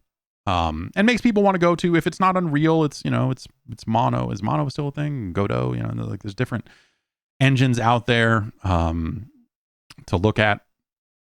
Obviously, it's not as easy as just jacking up your game and inserting a new game underneath. But again, the trust is gone.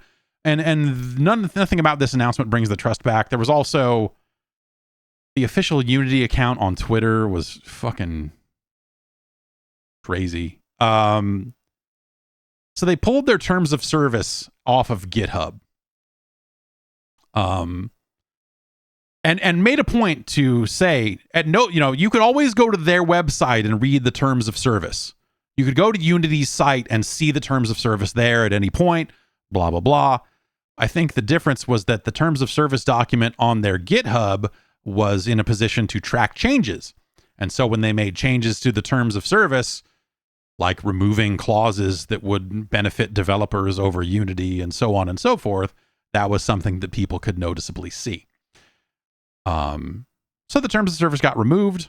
Who can say why? Well, the Unity account said that they took it down because the views on it were so low. No one was looking at it, so we took it down.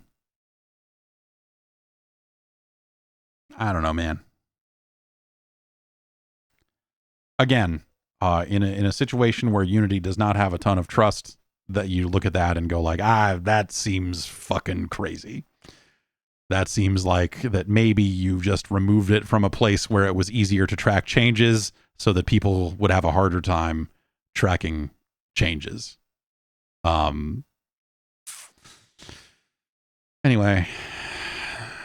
that's kind of the latest in Unity. I suspect that will be the last, one of the last things we hear about it, unless they go, all right, fine, fuck, god damn, sorry. Come to we're at GDC where everyone can have pizza. I don't know.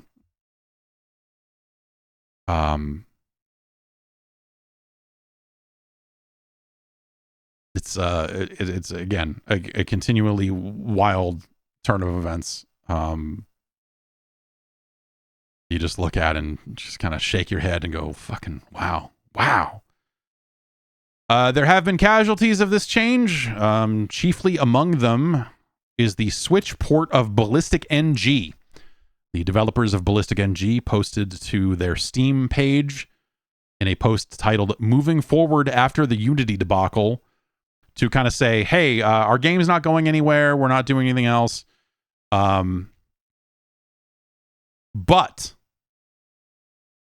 And Ballistic NG, if you're not familiar, it is a Wipeout-like game. It's fucking awesome. It's one of the first games I installed on my Steam Deck. It runs really well there. It's got VR support. It's a hey, in a world where Sony cannot be bothered to make a new Wipeout game, Ballistic NG, as well as the Redout games, I'll say, are really good for what they are. They're not Wipeout. It's got workshop support. But it's not Wipeout. It's not. The vibe, again, vibes, man. The music, the soundtrack, whatever it is, I might argue that the last several Wipeout games also had a vibe problem. But they can't all be Wipeout XL. They can't all be the right game at the right time with the right soundtrack at the exact right time. That game came together in a harmonious way that had to be part luck, but was certainly a whole lot of great work done at the time back then in the PlayStation 1 era.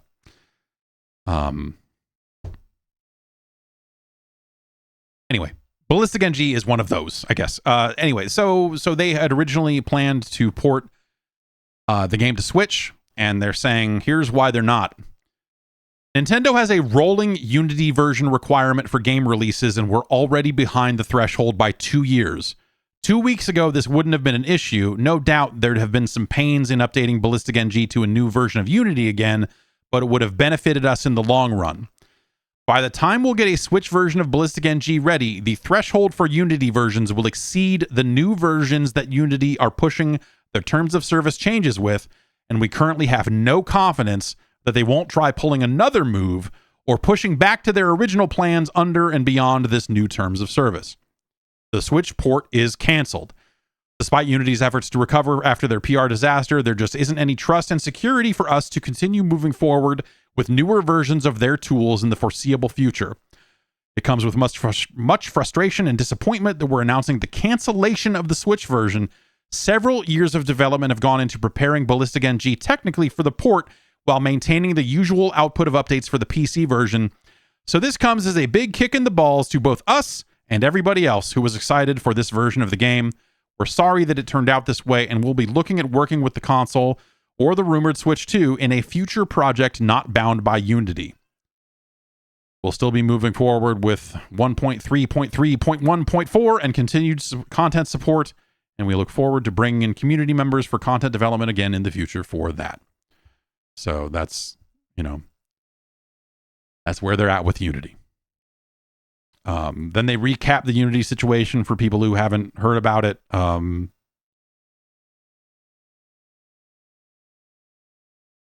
And they say, many developers have made statements about the changes and more likely will. As one of the much smaller devs, we've waited for the storm to settle before making an announcement. What's important for us is that we can continue to provide support for Ballistic NG, even if in a year we'll need to be stomaching an over 4x cost in engine licensing fees with the Pro license. We're currently running a Plus license and have no trust in Unity to want to update to a new version of the engine where we'll be operating under their new terms of service. We like to keep the Unity splash screen out of the game because of its now even more negative reputation. Since the Plus plan is going away and the changes to the personal license don't apply to previous versions, our only option for this is that 4x cost in fees mentioned above. For now, we're sticking with Unity 2020 to continue providing support for Ballistic NG, but we're evaluating other engines for future projects. So one of the tiers of subscription that they offered is being removed. And so you either have to bump up to the much more expensive Pro license or bump down to the personal license, which is not going to offer what a lot of developers need. And so this is going to make, their engine fees cost go up. If they update to a newer version of Unity, then they will suddenly be beholden to this whole runtime fee thing. There's nothing in here saying that they're going to port Ballistic NG off of Unity or try to do anything crazy like that. It sounds like more that they're like, hey, for future projects, this is what we're going to do. And I wonder if this ends up being a situation where we see a Ballistic NG 2 or something where they're like, okay, we're going to keep supporting Ballistic NG, but if we're going to make this game again, if we're going to keep building a game like this, eventually they're going to have a hard split, make a sequel on a different engine, whatever it is, and start over. So this is the most direct fallout I think I've seen from this, in terms of like, here's a literal port of a game that is now not happening because of these changes. A lot of other developers have talked a lot about like, hey, if they don't drop these fees, we're moving off the engine. Even, games as big as Among Us were out there making statements saying, this is some bullshit. What the fuck are you doing? And we'll see if they end up, if they end up going through and moving away from Unity as well. It's a big headache that no developers needed right now with the way things are. But yes, as Band Puncher says, Unity sus. Indeed. And I don't think they're going to earn that trust back anytime soon.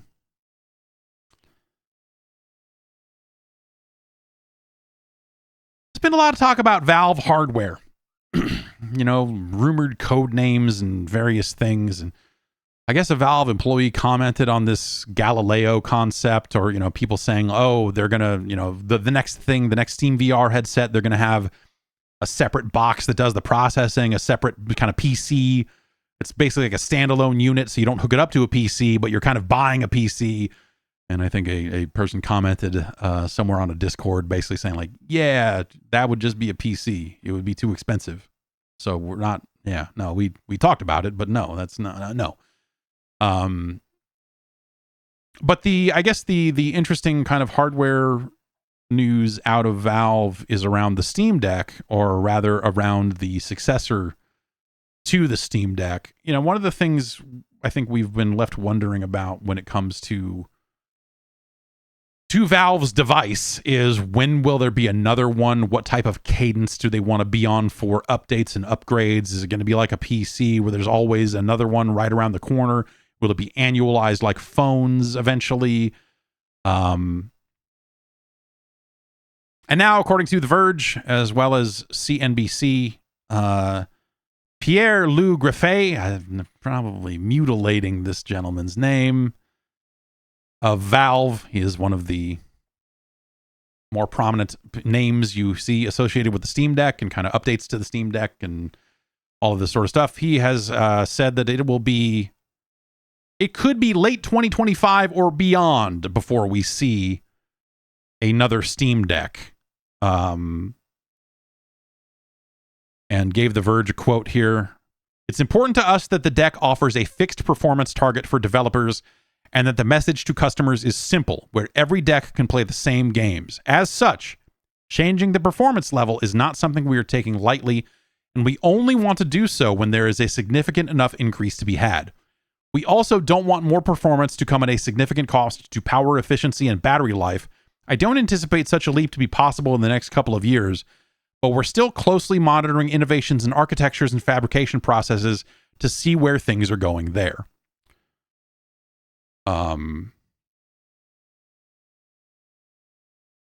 So yeah, that's they want to treat it like a console is sort of the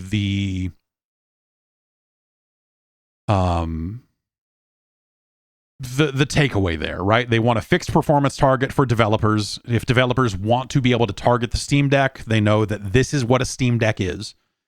If you want to have a settings in your game that you want to make sure your min spec is at a point where a game can reliably run on the Steam Deck or run well enough on Steam Deck for you to feel okay about it, that's there.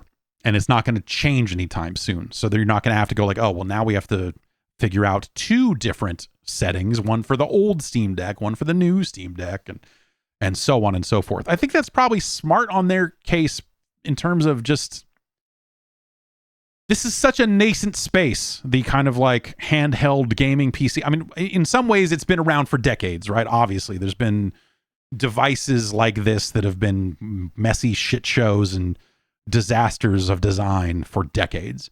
But it's really only been recently that this has started to feel like an emerging, meaningful space. And so I think it's probably smart on Valve's part to, because this doesn't mean that competitors are not going to try to one up the Steam Deck, right? We'll see how they do if they are successful with that. Lenovo's got their thing coming out next month. The ROG Ally obviously is out there. Yuck. I'm very interested in the Lenovo device. I will consider picking one of those up to give it a run through to see if it's any better than Asus's thing. But I really like the Steam Deck, and I think it's smart that they're kind of doing this. As much as like I would love to have a more powerful one of these, right? Especially as someone who tends to use it plugged in. Battery life is not necessarily top of mind for me. Or it's not top of mind for me until it is, right? There's just that one trip somewhere where you're like, oh man, this fucking sucks. To where you're suddenly like faced with like, okay, actually this stuff does matter. But I like the idea here at caring about those sorts of things and performance targets, and not just chasing after any single upgrade they can make. I think that to make this market grow, to make this market feel stable, it probably makes sense for them to not rush out another device. And we'll see. I don't know. That Steam Deck 3.5 update is on their preview channel right now, and that's something where they've made sounds like some pretty decent optimizations there as well. But it's like there are going to be games that don't run, that technically run on Steam Deck, but you're going to look at them and go like, okay, all right, I don't know about that. Where, Starfield. Can you run it on a Steam Deck? Yes. Do you want to? Do you want to play hours of Starfield on a Steam Deck?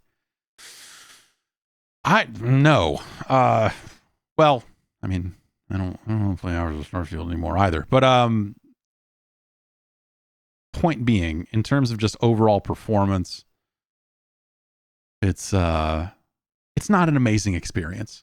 Mortal Kombat 1 is another really interesting example. I have that installed on my Steam Deck, and it's novel. Hey, I'll say this about Mortal Kombat 1 on the Steam Deck. It's better than the Switch version.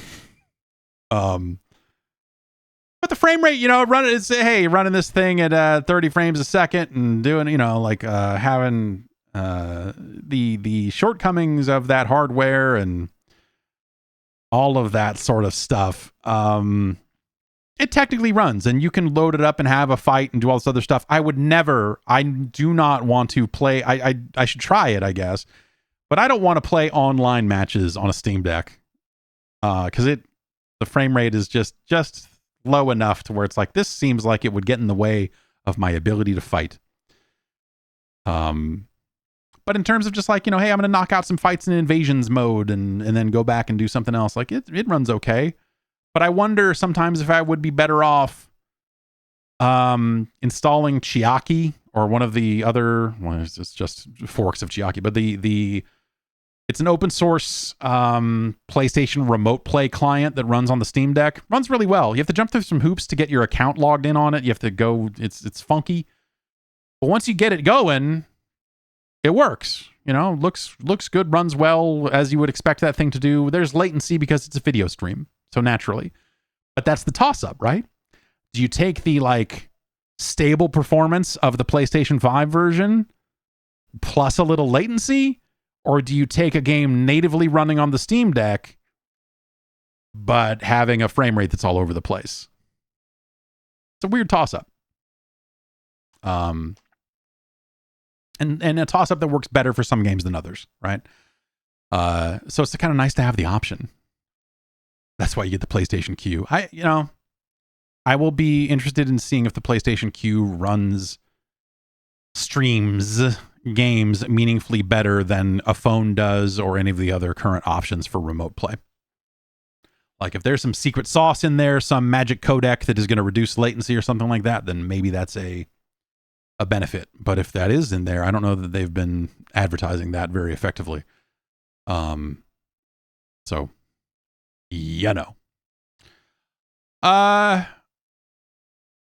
so yeah, I don't know. Like I'm curious to see what this Lenovo thing is. Because it'll be interesting to see devices like that running Windows, but also, my experience with the frickin'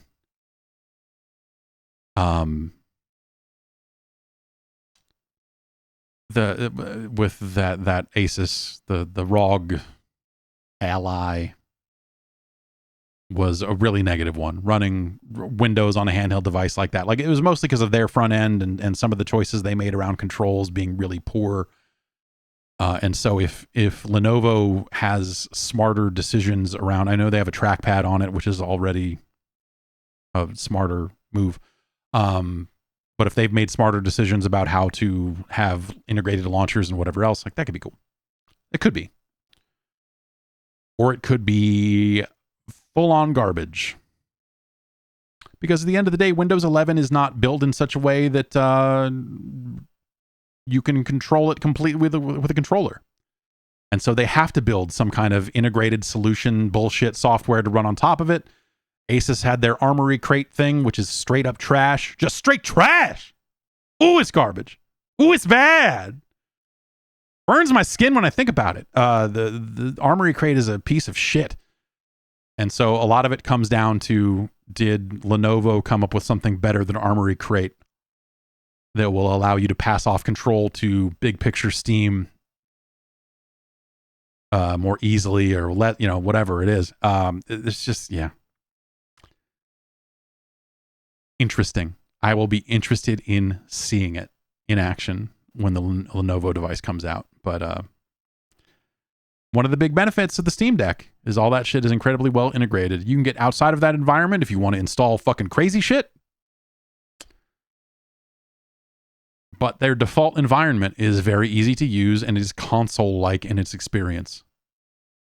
Ooh, that Armory Crate thing. What a fucking disaster. What a piece of shit, man. Oh my God.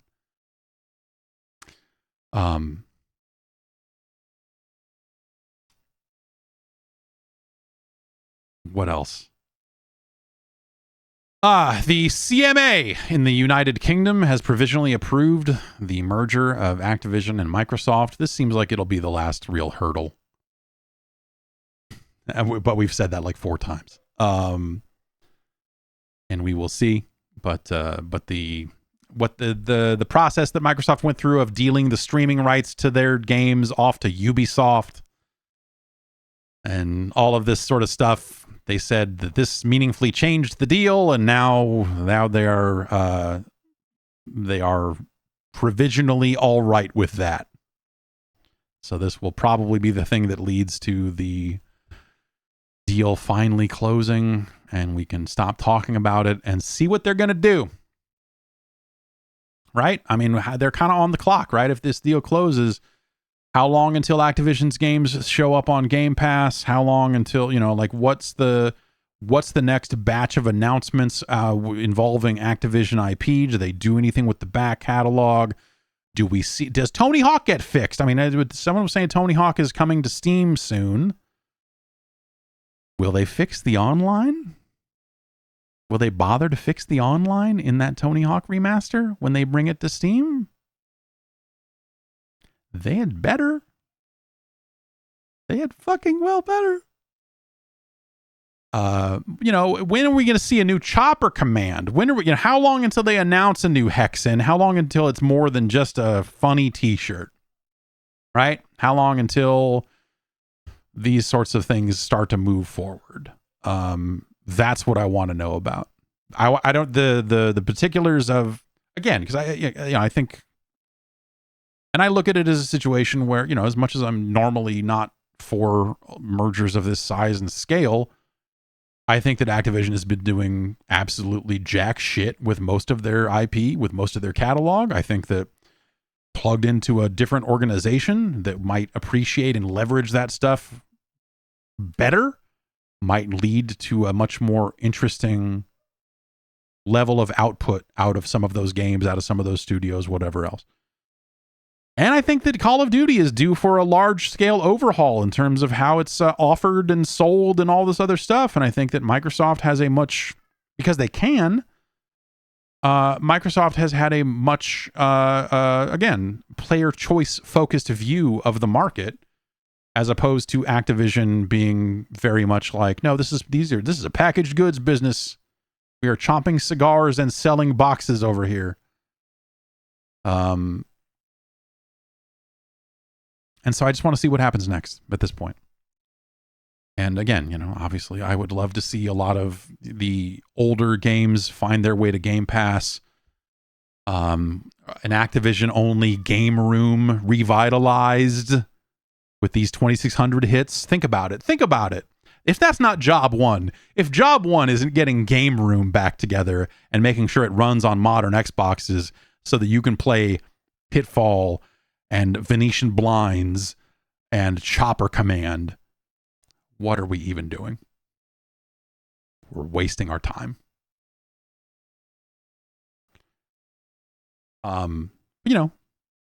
Go back to the backwards compatibility team and say, hey, can you get Tony Hawk's Pro Skater 2X up and running?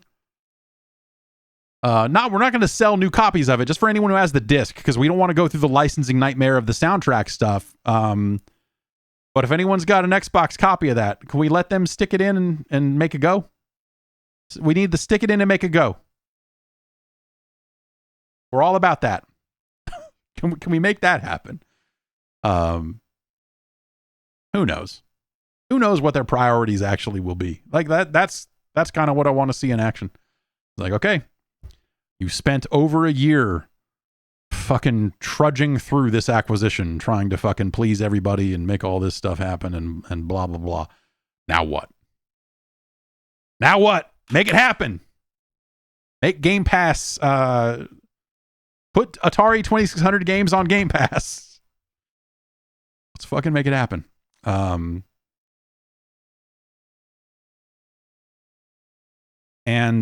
Let's see. I guess our last story in the news section, some senior folks at Striking Distance, the developers of the Callisto protocol, are getting out. That includes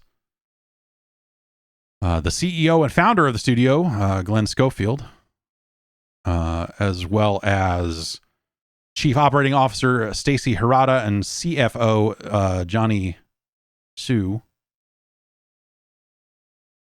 according to VG247, Crafton is saying that they are all departing voluntarily, and that Schofield is leaving to pursue new opportunities. He then,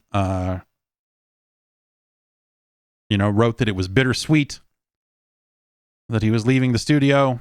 Remember, these are a lot of Dead Space folks that left to start their own new thing, and then made a game that was very much a Dead Space sort of game that had some real performance problems at launch. And I think by the time they fixed them, assuming they actually fixed all of them, I never went back to it, but it was too late. They went through some layoffs. The game did not hit sales expectations.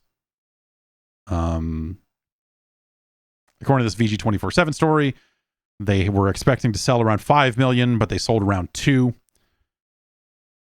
And so, that didn't meet budget. They laid off 32 people back in August. So, it's been a rough ride for them. I think Callisto Protocol had some ideas, but at the end of the day, those ideas were this kind of interesting but weird, almost Punch-Out like combat system. They invested in some technology that people were not ready for. It was not optimized well for those technologies, so the execution on that was not particularly well done. And so that game just kind of came out, landed flat. Even the people who liked it were pretty tempered about it. There was sort of this is neat. Really want to see what this Dead Space remake is, but this is neat. And so the three of them are out. Another name you may remember from a lot of Dead Space discussion, the Chief Development Officer, Steve Papoutsis. I'm probably pronouncing that incorrectly. I realize I've never heard these names pronounced out loud. I've read them a lot. Will be taking over as the head of Striking Distance, and we'll see what they get up to next at Crafton. And we'll see if Schofield ends up, if the three of these people are out there looking for new money to start something new, will they end up trying to do this all over again somewhere else? Or is this them kind of falling on their sword over the lack of sales of Callisto Protocol, and they're like, hey, we're moving on. This didn't work out. You guys do it now. We'll see. Yeah, that's better news than the entire studio being shut down, but we'll see if what the studio gets up to next. Do they make a sequel? Do they make do they make another Callisto Protocol? Do they make a game that is set in the PUBG universe? Because I mean the people that are sticking around at Striking Distance, not the people that are leaving. What does Striking Distance do next? Do they end up making a PUBG tie-in game like Callisto Protocol was said to be at one point? Yeah, that's a weird one. I don't know. It doesn't feel like Callisto Protocol made enough of a dent to warrant a sequel, or that a sequel would be a good idea. Is a Callisto Protocol 2 something that rings any bells with people? Do they go, oh yeah? Probably not. If the problem is that the first game didn't sell enough, then clearly it didn't make enough of a dent for them to try to make a sequel. Or to take a new game and slap that name on it again would probably be a bad idea. I should reinstall that. I'm curious to see how it runs these days, if they ever actually did anything meaningful to it. But there you go. It does kind of feel like, and I'm sure it's not quite as cut and dry as this because the games came out at slightly different times and stuff, but it just feels like all the interest was in the Dead Space remake, which I thought was wonderful.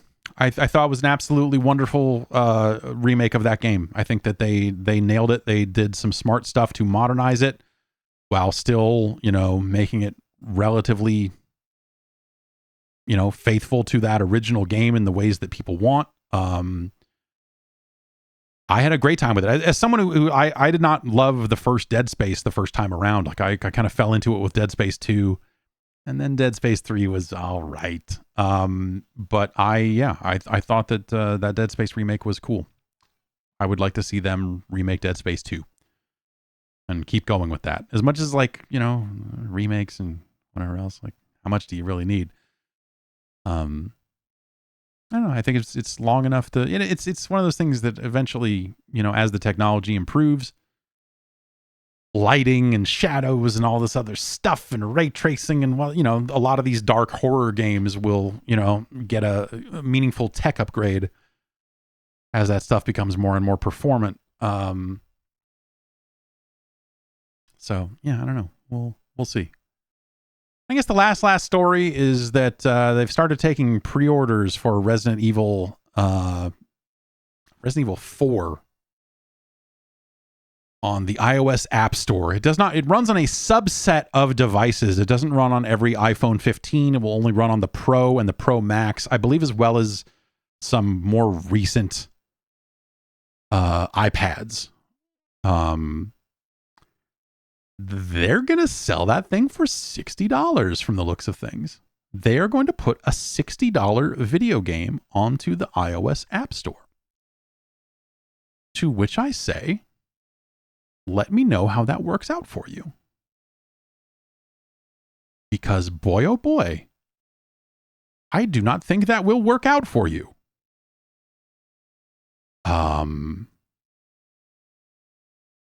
There's listings on the App Store, like you can look at the App Store and kind of expand. Like it'll say like in-app purchases, yes, and then you can tab that down to see what the offerings are. And it appears to be a lot of the same DLC offerings that they had on Steam, where they've got these like $7 or $8 packages for like, hey, unlock this or get some of these upgrade materials, whatever it is. They don't have the descriptions, but the names are there. The names seem similar to what I remember seeing on Steam. So it seems like something that'll end up being like a free download, and what you get for $0, who knows? Probably it's just something to make sure the game runs acceptably well, or you're happy with how it controls, or whatever it is. But the way people play games on phones, they're going to support controllers, they're going to support touch screen, they're going to support as many different things as they possibly can. The mass market for iPhone games, they don't want to pay $60 for a thing up front. You might nickel and dime them into spending hundreds of dollars after the fact on gems or whatever. Gems shaped like Leon S. Kennedy's head. How about that? Can we sell those? And obviously, yeah, you can, you've been able to hook an iPhone up to a screen either wirelessly or, you've been able to tether these things to displays for a good long time. And so it existing on a phone doesn't necessarily mean that people will have to play it on a phone. They could hook it up to their TV. In fact, now that they've gone USB-C, there are ways to, kind of get video out of one of these devices, a little bit more easily than they have before. It's kind of cool. But I don't think that audience, well, whatever. If they don't need to reach the entirety of the iPhone audience, right? But the subset of iPhone owners that bought a Pro or a Pro Max, are they going to be willing to spend $60 on a Resident Evil game for phones? That just sounds like straight nonsense to me. But I also feel like no one has really fully tested that stuff in a pretty long time with a major IP, with all this other stuff. So I'm also curious to see how that goes for them. Like, is there a market there?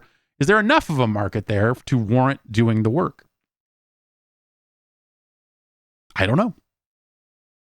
My gut tells me no, but we'll see. I don't know. And that's it for news. Why don't we get into some emails? podcast@guard.bike is the email address. You send your emails to that address, and I will look at them. Some of them I will put a star next to, and the ones that gets a star next to them, well, those are the ones that often get read on the show. There was so much going on last week that we're not able to take emails last week, so it's been a little bit here. So we're getting to some older ones. Joe from New York says, Starfield ain't a space sim. Surprise, surprise. Space sims are great. Lots of people love them, myself included, but Starfield is not a space sim. It would never have even been a space sim because Bethesda wants everyone to play their game, not just the people who like spending half an hour in space just traveling to their destination. I feel like there were so many people wanting Starfield to fail for some reason or another that the people who actually wanted it to be good oversold themselves on it and began expecting more from the game than what it is and always will be. A Bethesda game. Yeah, I mean, yes, Starfield is not a space sim. The space part of Starfield is the slightest part of it. It is the traveling, like your ship is like being on your ship for all the time spent, and you can do this. You can go in there and you can customize the shit out of your ship. And I think that's why they ended up with expectations, or one of the reasons why expectations for the game ended up being weird.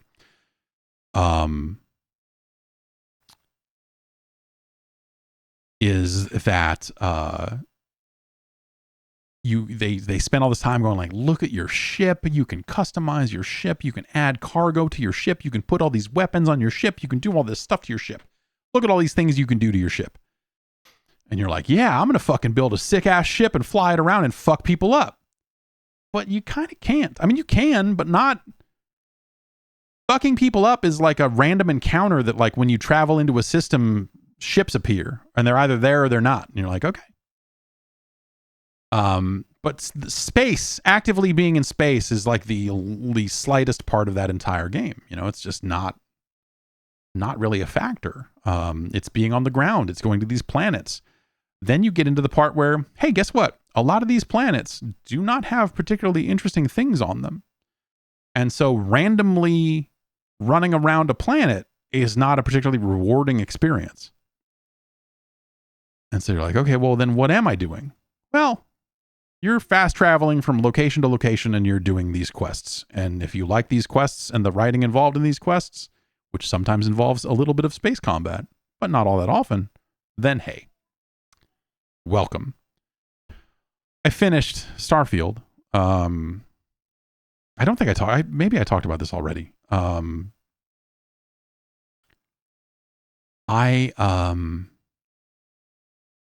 I finished the main story in Starfield, and I think it's really bad. It's not especially like sloppily told, or it's not like it's clunky or some of those other things. I think that just the thing that they wrote, the direction that they went in for the main quest. I'm not talking about the faction missions and stuff like that, because I think a lot of that stuff is quite good. The main quest line, the main storyline, feels like something where they were like, hey, and I don't think this is not a spoilery thing per se, but a big chunk of the story, a big chunk of that main story is, well, you want to be able to New Game Plus, right? What if we did a thing that made it an in-game justification for why you would do that? And the entirety of that story is built in a way to allow that. Not that video games are video games, right? It's nice when things are justified in world, but they don't always need to be. And so they have spent a ton of time and effort writing this story that goes in this direction to be like, oh yeah, you can play it again if you want. But by doing so, they built it in such a way that I look at it and go like, no, I'm good. Because it'll just end up here again, and I don't want to do that, you know, like,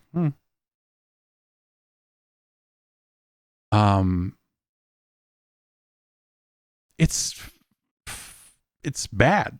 Like, that aspect of the game, I think, is straight up bad. And I'm someone who's I've liked some of the side characters more than a lot of other people are talking a ton of shit from about the side characters. I think some of them are okay. They're not necessarily the most memorable characters Bethesda has ever generated, but I think that they are. Some of them are done well enough that I'm like, okay, yeah, this is an interesting little. It's when Barrett and me are going to go off and figure out what happened to his partner and all this other stuff and solve this mystery. And you're like, oh, this is like a neat little side diversion. This is a fun loyalty quest, if you will. And again, some of the faction stuff has been fun too. But by finishing the game, now I'll have to like do the earlier, like I didn't finish all the quest lines on the side stuff. And so now it's a matter of like, shit. Do I want to do all of that stuff again to get back up to where I was? And like, fuck this. And that's a story as old as time, right? That, hey, guess what? The faction missions in a Bethesda game are much more interesting than the main one. That's not too shocking. I just think that the main quest in this one is particularly bad.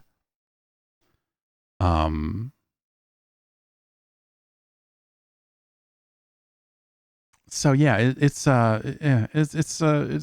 rough. That game's rough. They've put out some updates and they put out a list of things they're going to tackle later. Where they're like, we're going to put a button in the game that lets you eat food, as well as maps for cities. Cyberpunk has a button to eat food without having to pick it up first. I'll give them that. Playing Starfield and then going back to Cyberpunk in an almost back-to-back way was really interesting because I think they're both games with significant issues, but the issues are different in each one. Also, they're very similar games in a lot of ways.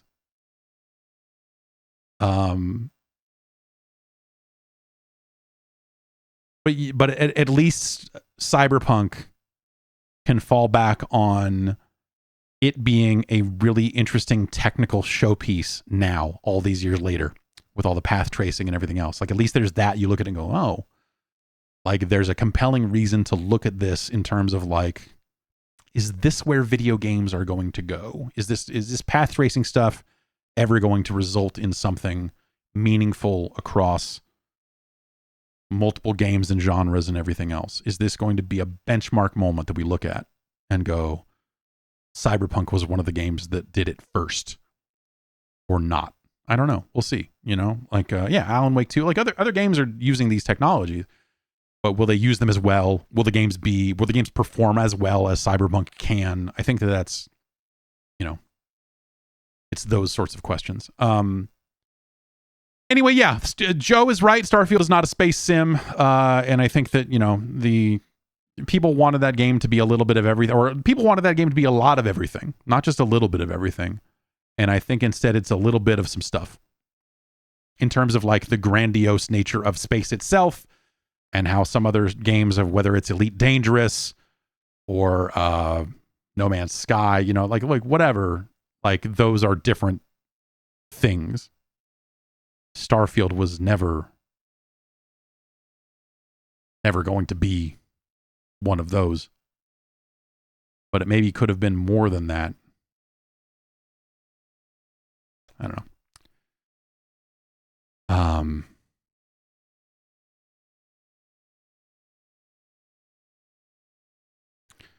Dan in Massachusetts writes in, says, talking about Metacritic's relevancy had me thinking about how developer bonuses were sometimes tied to Metacritic scores. For example, Fallout New Vegas. Do you know if this still happens? I think that some of the Fallout New Vegas stuff I think has been refuted. But I don't know for certain where that stuff is. Anyway, do you know if this still happens? It seems absurd that people's paychecks could be affected by the opinion of sites I've never heard of, like Press B to Eat or whatever. Is that a site? I don't know.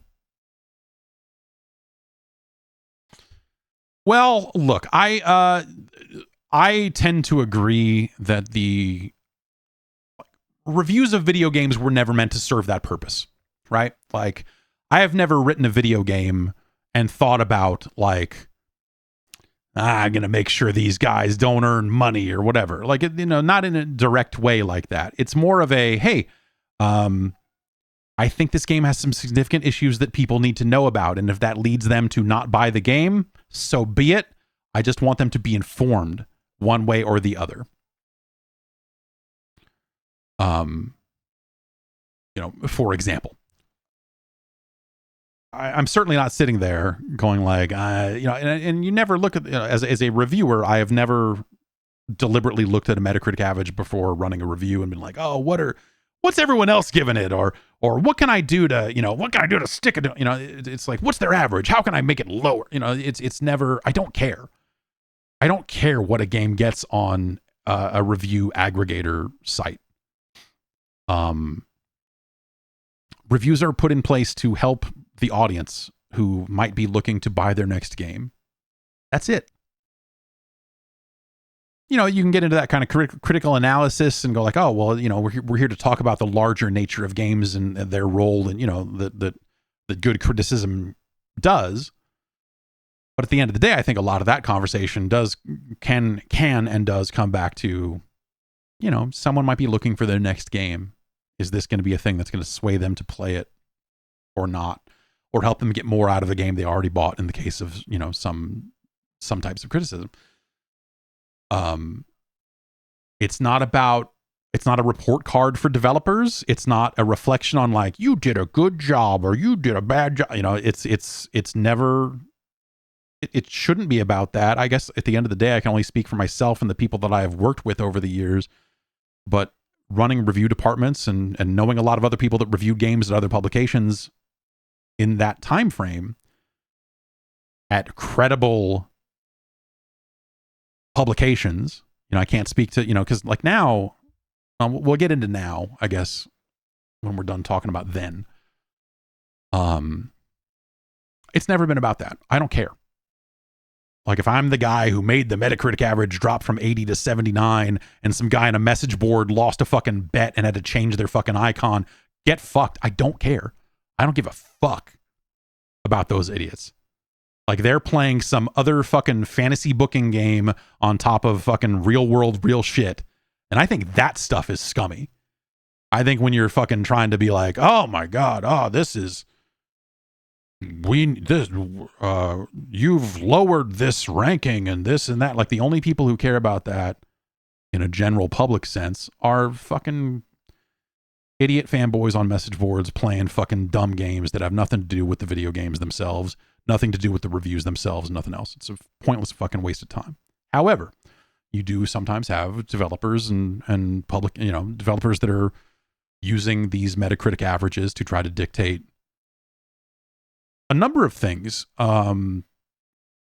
whether it's a bonus on a particular game or, hey, our next game got funding because our last game was well reviewed.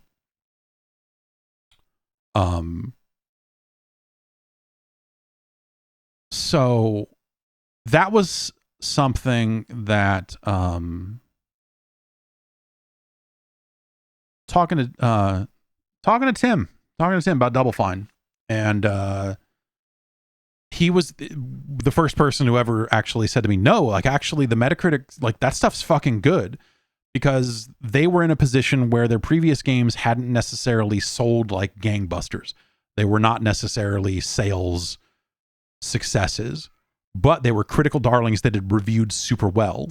And so it gave him a data point. It gave him a metric that he could walk into publisher meetings with and say, you need to sign our next game because our last game was fucking incredible. Could it have sold better? Absolutely. Are you a marketing team that can make our game sell better? Because if we get together, we know we can make a great game and we've got a proven track record and it's up to you to market it.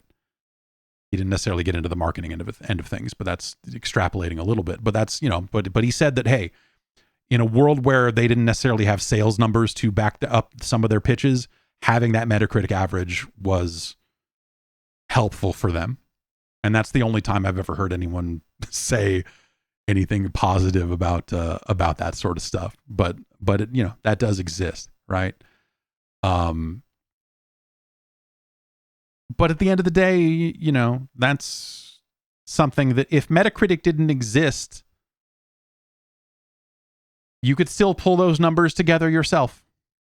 You could still look around and go, what are the other websites, what do the other things have to say about all this? What's the general consensus out here? It would take a little more legwork. But if you were putting together a pitch deck, like Double Fine might have been back then, and you couldn't have a Metacritic number to point to, you could just as easily have a slide in your deck that says IGN gave it a 9, GameSpot gave it a 9, Games Radar, Happy Puppy gave it a 8.5, you know, whatever. And so that's kind of how, you know, when I can really only kind of talk about reviews in that context, because I think that, you know, when I look at the landscape out there is weird. And I think when you look at accolade trailers now, when you look at the, like, who gave this game high scores that we can include in a trailer, the range of publications that are included in those lists is so all over the place. It's getting to be like movies, I guess, in a lot of ways, where it's a ton of people you've never heard of. Or if you have heard of them, you know that it's like a super small, it's like some guy's YouTube. Well, I guess here we are on some guy's YouTube channel, right? But you end up in a situation where you are like saying some fucking thing you've never heard of with no reputation, gave it a 10. You're like, okay, well, let's back that out a little bit and say, who is this person? No, it doesn't matter. They gave it a 10. And this outlet gave it a 10, and this person gave it a 10, and this gave it, you know. And I think that shit is way less meaningful than it used to be. The Game of the Year edition with review scores on the box and all that stuff, I thought was a lot more meaningful when you had publications, more publications that had been around for decades, when you had more people that had been around for decades to, you know, have that stuff on your trailer. I have been doing this for a very long time, right? So I would like to think that, you know, if I were to get into scored reviews, that my name would again carry some kind of cachet in that specific space. I don't know if it would or not. I don't, you know, like at the end of the day, I don't know that it matters.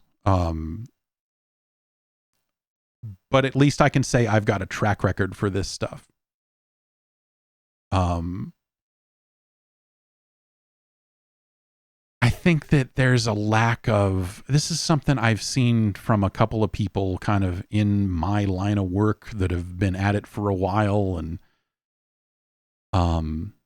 there are still people in positions that, you know, have been doing it for a long time. And I think that they're, you know, trying to be good and trustworthy about it. And, you know, someone like a Dan Stapleton, who's at IGN, he's been there a good long time running reviews over there. You know, you can agree or disagree with the reviews. I think he's, you know, he seems like he's running a good tight ship as far as I can tell. But you've got a lot of people out there that don't, I don't know. I don't know. You know, there's a lot of, a lack of adults in the room, I guess I would say, at some publications. You see some of that in some of the ways that they report on. We were talking about the leaks last week, right? We were talking about some of the reaction to the Microsoft leaks. We were talking about some of the reaction to the idea that there would be an email where someone at Microsoft ruminates on the idea of acquiring Nintendo and treating that as salacious. And oh my gosh, like there's doing that for a headline because you've got to make a buck, which is gross in its own way. But then you've got people out there that are trying to actually like dissect this issue as if it were actually some big salacious thing and some big, oh my God, and that's the sort of thing that I look at and go like, you have not been doing this long enough. In a lot of cases, right? When you see takes like that out there, it's like, oh my God. I'm like, no, this is not. If you've been around this for any length of time and had more discussions and more this and more that, then you're going to look at this and go, yep. And immediately see it for what it is. But if you're devoting a ton of time to it as if it's like, this is the, oh my God, they would never, you know, like kind of fanboying out about like Nintendo would never do this. Like it's seeing some of that out there was just like, you need someone a little more senior on your staff that can like show up occasionally and be like, hey, chill. Like I get it, but here's what really happened. Here's the way this really went down, or here's how this likely went down and why you should temper this ever so slightly. And I think that stuff's just, you know, that's beyond like the like hunting for clicks or whatever. It's more just like you just kind of have people who haven't been around it long enough to, you know, to be in these sorts of situations, and they don't know what they're talking about. And it is what it is. But I think that like there's, you know, the brain drain in game journalism, I think, is real because the jobs aren't out there anymore. And I think you have a lot of people that do have that know-how that have no place to do it. I feel very fortunate, and thanks to everyone who is supporting the Patreon. I'll say, hey, go to patreon.com/Jeff Gerstmann. You can go watch the new installment of the Jeff Gerstmann Hall of Fame that just went up. Ad-free versions of shows there. Like, you know, there's stuff there. Check it out. Thank you. I feel very fortunate to have an audience still after everything that's happened. You know, there's a lot of people that have a lot of years in this line of work that are out of it now for one reason or another, because it drives them crazy, or just the jobs aren't there anymore, because a lot of those more senior people can be replaced by cheaper, younger people that, well, not even younger. It's not even younger, cheaper, less experienced people. That are just not going to have the know-how, and they're not being paired with people who do have the know-how to help them get better. And so it's like I said, it's something of a brain drain. And I'm not going to say that like, oh, all the reporting now is fucking stupid or whatever. Like there's pockets of really good people. Like I think IGN has a really fucking stellar like people on their news team, and Rebecca Valentine. Like there's a good number of people there that are doing fucking awesome fucking work on like a regular basis, mixed in with the stuff that kind of pays the bills for IGN, you know? And so I think that they're doing good. I think, you know, Tam at GameSpot has been, you know, someone who's been doing a fucking fantastic job there, fucking holding it together somehow. Jesus. Over the years. There are people that have that know-how, that have that experience, that can help a younger team fucking figure shit out.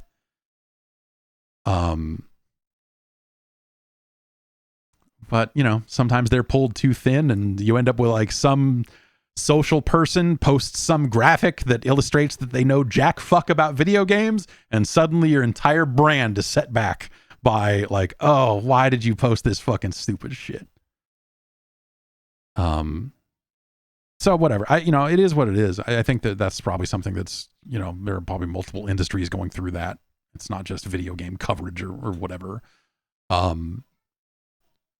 But you just see a lot more of just like there are people out there that have spent enough time looking at this space to get it, and there are people out there that haven't. And they gave us all microphones. So I'm not saying that I'm fucking like, hey, I got it nailed 100% of the time or whatever, right? I'm sure I've been wrong about some shit, but I've been in the room enough times to fucking have an idea about how some of this stuff goes, that I can at least start to make educated guesses about some shit.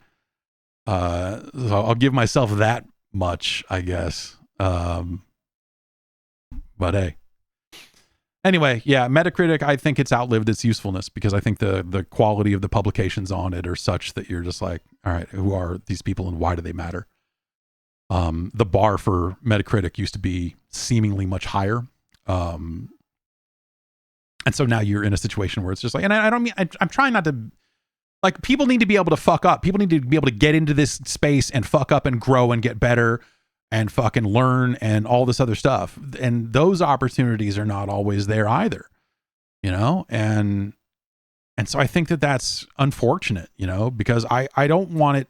I don't mean this in like a gatekeepery fucking way where it's just like, these damn kids. I think that like the problem is that these damn kids are not being put in situations and put in opportunities where they can learn this stuff, because a lot of the senior people that know this shit got out or were pushed out of publications, for example. And so you just have these situations that you're just like, all right, well, you know, that shit happens sometimes. But yeah, I'm not trying to, you know, like I said, I think that this space needs more people in it, not less. And the way to get that is people starting their own thing and fucking, and you know, whether in starting their YouTube channel, whatever it is, and trying to fucking get in the game.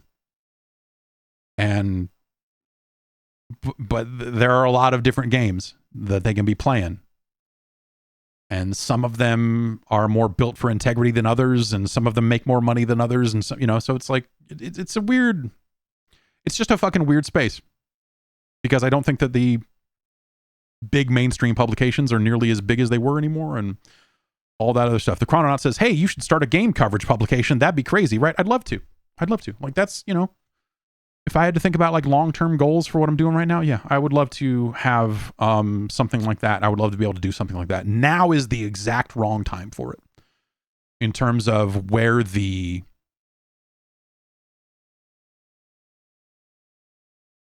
advertising money is, where the, you know, like the situation right now.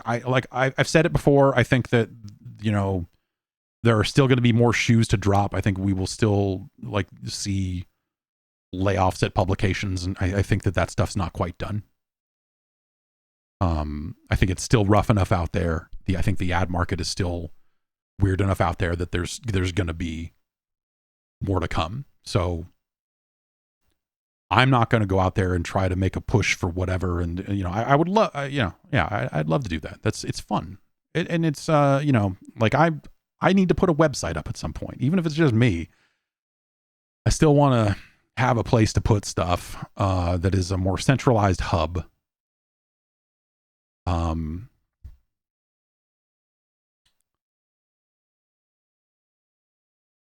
And I think there's room for a good video game wiki out there that actually gets attention and gets updated and all that sort of stuff. I think that would be cool.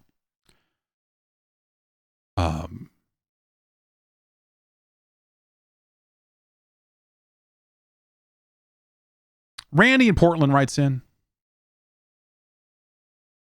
says, I was listening to the Insert Credit podcast today, and Frank Cifaldi described a gripe about the Switch that I never realized. The fact that it's marketed as a home and portable console has made it so developers don't have to develop fun portable versions of their games. You can just take the full version with you on the go. I love and miss the handheld versions of games. Do you think Nintendo did this on purpose? Like they are conspiring to get rid of handheld ports? Thanks. No, I don't think they're doing it on purpose. I think that, you know, you're going to see a path of least resistance when it comes to developing ports of games. And so if they can port their existing game, and that's going to be less expensive than saying, hey, we're going to sit down and come up with a whole new version specifically for this platform, and it's going to be portable in nature. I think it's more that like the portable versions of games thing is an interesting loss, but I think we also kind of lose the design of a handheld game in a lot of cases. The game's designed for shorter sessions. The game's designed a little more simplistically how they play and stuff. Nintendo has done some of that. I mean, you know, like Advance Wars has not suddenly become like hugely complex by coming to the Switch, right? That's still kind of a handheld game first and foremost, but instead it's just, yeah, it's you know, you keep the Switch turned on and you keep your game loaded up and you bring it out of sleep mode and pick up where you left off, and you can play any game that way for 5 minutes at a time. I think it's a weird way to play some story-based games sometimes, but you know, it's weird. I like it when portable games are designed, phone games especially. I like that when they're designed around shorter sessions, when they give you a lot of like clear stopping points about like, okay, we made it to the next thing, we're saving our game, we're done with this mission, and we're doing something else. And so, yeah, I think handheld games in general, in my spare time, I've been fucking around playing a bunch of Game Boy games and just looking at stuff that I never saw before, or haven't seen in years. And Just seeing some, whether they're ports or whether they're brand new games built specifically for the Game Boy. In a lot of cases, the best games for those platforms, and I think that goes all the way up through the 3DS, the best games for those portable platforms are games that were designed for it and designed around it. And in cases where you saw console games being ported whole cloth to those devices, I think that those were inherently less interesting. Because you just end up with like, here's a shittier version of a game you like. Like, great, cool. I guess that's awesome. You're like, did you know you could play Street Fighter 4 in 3D? Like, yeah. Yeah, I can, but it's a fun novelty, but I'm not gonna really, we're not really gonna do a ton of that. I kind of miss I miss handheld games. I miss the size and scope of games like that. And you get some of the smaller games show up on Steam and show up on consoles all the time now, but it's just different, because they're not designed to be taken with you all the time.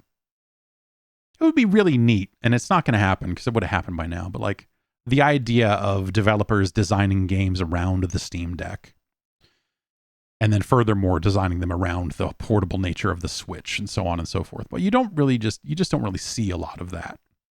Instead, it's just like, oh, well, you can suspend it and unsuspend it and go play, whatever game you want. And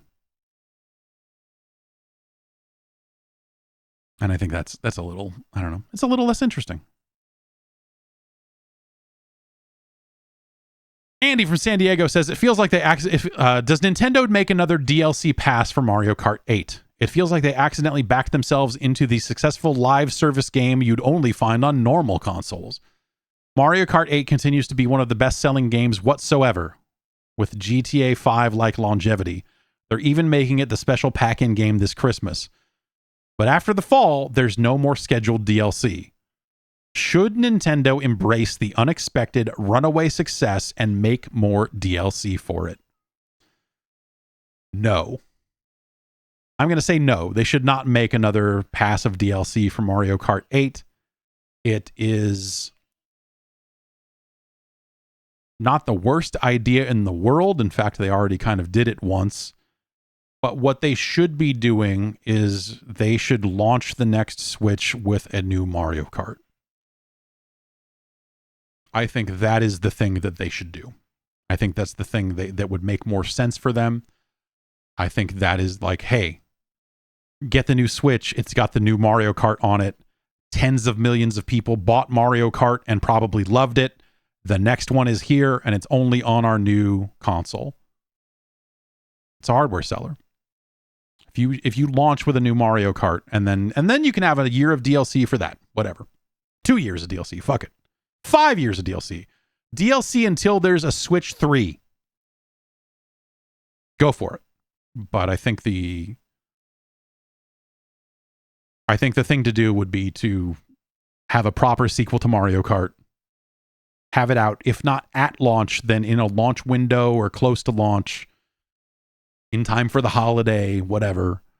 And then, iterate on that with DLC for another year plus. I think that to me is the move. In fact, when I look at the timing of them, the last DLC hitting this year, it almost starts to fall into place where I'm like, oh, of course that's what they're going to do. But we'll see.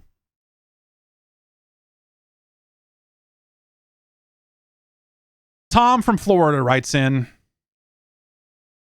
regarding the taste test of Rip It last week, I think 2 weeks ago now, and the Americana Oorah troop stuff on the can, I can't speak for the other branches, but in the Army at least, Rip It has quite a reputation. Unsure if the company itself was responsible for it or not, but cases and cases of these would show up on deployments in the Middle East. It's a bit of a running joke amongst the troopers. You couldn't give these away, much less trade them for anything. The worst funny part is that most of the time the cases would be full of the full sugar version. Imagine a sugary drink filled with caffeine in a sweltering desert. The funny part is that the only other place I've seen Rip It is in bargain bin discount stores for the troops, baby. Thanks for the memories. Yeah, we had I don't think I pulled them both, but someone else wrote in about Rip It and said when they were deployed, same deal. Rip It was fucking everywhere, and you had people going out on patrol, and like instead of a grenade, they just would take the grenade out and put a fucking can of Rip It in there. Which is funny. Dangerous, I guess, to have one fewer grenade. I don't know.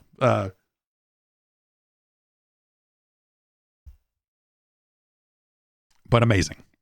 Thank you, Tommy, and to the other folks who wrote in.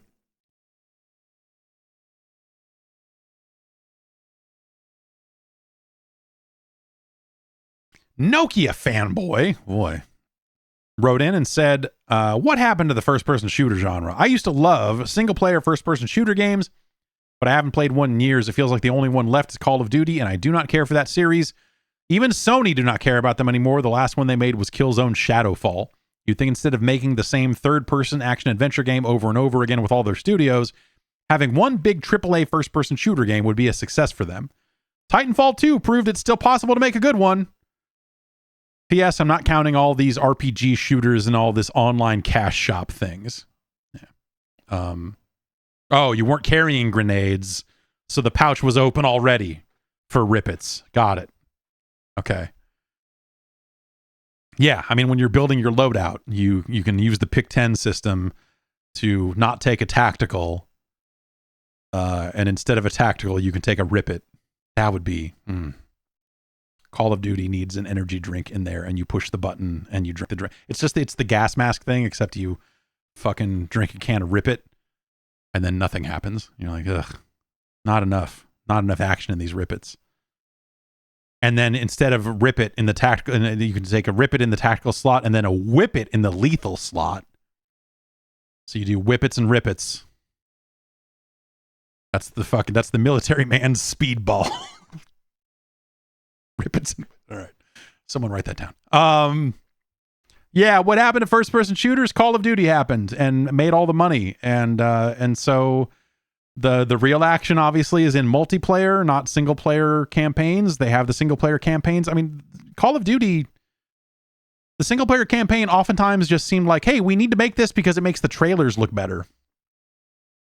You know? We need to have a campaign because we need those moments to go in a trailer. And that helps sell the game. And if a percentage of people never touch the trailer but still buy the game, fucking awesome. And so it felt almost like that type of afterthought for a while, right up until they finally put out a game with no campaign in was it Black Ops 4? And well, that sucked for a variety of reasons. Yeah, I think that the single player campaign is cool. I think that it helps to be paired with a multiplayer mode, and the multiplayer stuff has been so chewed up by the popularity of Call of Duty that it's just harder and harder to make that stuff make sense monetarily. Yeah, we do still have Far Cry. The Star Wars first-person shooter that Respawn's working on, you'll have that. Oh, yeah, Atomic Heart. Yeah, Atomic Heart. Yeah. That's not a... Yeah. Ben in Cincinnati writes in and asks, did Sega CD lead to Nintendo staying with cartridges? I was watching a video about the CDI. My man. And in that, they mentioned how between the bad CDI technology and the failure of the Sega CD, that those were reasons that Nintendo stuck with carts for the N64. Up until now, I've never considered how the bad Sega CD contributed to their choice. I have always thought it was just them sticking to what they know after the bad experience with Sony and Philips. How much of the failure of the Sega CD do you think led to Nintendo's choices? It's something that's I've seen cited before, but not necessarily in an official interview capacity, but it's one of those, it's one of those Wikipedia things that you see and go, oh yeah. But I've never run down where that came from, but yeah. So, but I guess my understanding is that yes, Nintendo had its deals in place with Sony and then with Philips, and then saw the technology in the market, saw what it did to games in terms of load times and the sorts of games that people were putting out, and saw that the public was not that engaged by that stuff. And I think that those sorts of things definitely helped Nintendo abandon the technology. Like the deal with Philips felt like it was sort of a situation of just like, oh, we were going to do this, and then yeah, it turns out this is not what people want, and these are not the sorts of games we want to make and the sorts of games we're good at making. So it's a perfect storm of us saying, fuck it, we're not going to do it. And I think it's smart for them, except for the part where when the PlayStation came out, and the Saturn to an extent, the CD technology had progressed enough to where you started seeing more and better video games that relied on CD technology, but they were not full motion video. They were not, the seek times and load times were things that people were proving that they were willing to put up with if the games were good enough, and someone finally put out a console that could make games that were good enough. That being, I would say the Saturn as well as the PlayStation, but the PlayStation, I think, is the one that made it mainstream worldwide. And so Nintendo made the right call at the time, but also the technology got better in the time it took them to get an N64 together and to get their next cartridges-based system together, to the point where the N64 felt weird and old by the time it came out. And they tried to push the narrative of just like, oh, these load times, put the cartridge in.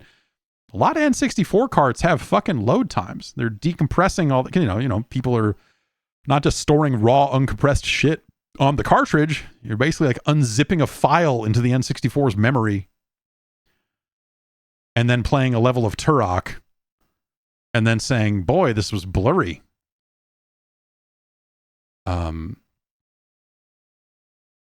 And then moving on. So yeah, I don't know. I think that's I think that Nintendo looked at where things were when they had to make those kinds of decisions about what their next platform was going to be and said, we're sticking with cartridges because this stuff sucks. And they were right. But that stuff sucked a lot less by the time the N64 actually got out the door. So, yeah.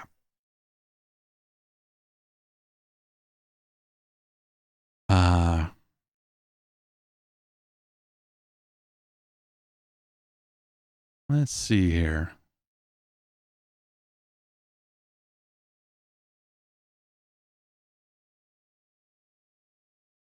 Ugh. Jeff from Queens writes in and says, Dana White claimed the Power Slap video game based on the hit Combat Sports television show did over 350 million downloads. However, the Google Play Store says it only did a little over 1 million downloads. Why is big tech suppressing the truth about the hottest new craze in mobile gaming after the cultural revolution that is the Power Slap franchise? It's a great question, Jeff. It's because the people are not ready for Power Slap because it's too good. Did you see any of this shit? I managed to catch this short-lived, and I had seen a little bit of it online. It was on YouTube a little bit, but yeah, I'm not shocked by the idea that Dana White might be inflating the popularity of his fucking Power Slap franchise or lying about download numbers. The shocking thing about this email is I did not know that a Power Slap game came out on mobile. I know that they had planned one. I remember hearing that, but I did not know that it actually ever came out. Power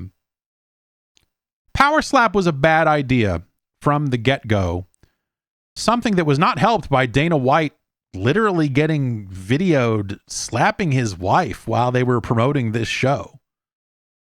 So if you had any just doubts about Dana White being a fucking scumbag, there you go. And the network responded by delaying the show a week. And then they were like, okay, has the heat died down on this domestic abuse stuff? All right, great. Let's It did not catch on. Seeing it on YouTube, it just seemed like this incredibly, like I don't know, like dangerous. Sure, I don't know, hitting people in the fucking head, rocking them concussion type stuff. Seemed really shitty for that reason. But on top of that, it was bad television because it takes a split, like the part you might actually want to watch in a slap fight competition is a man getting slapped in the face by another man. Big beefy dudes slapping each other. Slapping the shit out of each other such that they fall down in some cases. So even if you're like, that sounds like something I might want to watch once,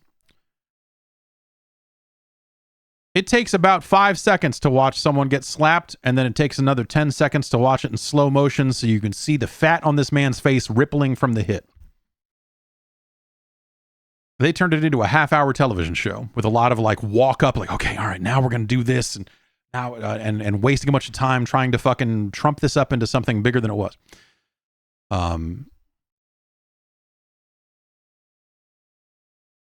And so even its best shot at success of like, maybe there's an audience of people that like to watch other people slap each other, that became such a small part of the program because you can't just fucking have 30 minutes, 22 minutes of nonstop slaps. That's a fucking fail army special you see on the TV at a fucking shitty restaurant. That's not a weekly television show. So it's like a fucking shit idea from the get-go, right?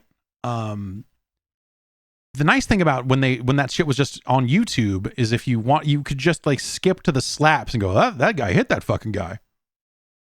And then you watch 4 of them and go like, all right, there's nothing to this.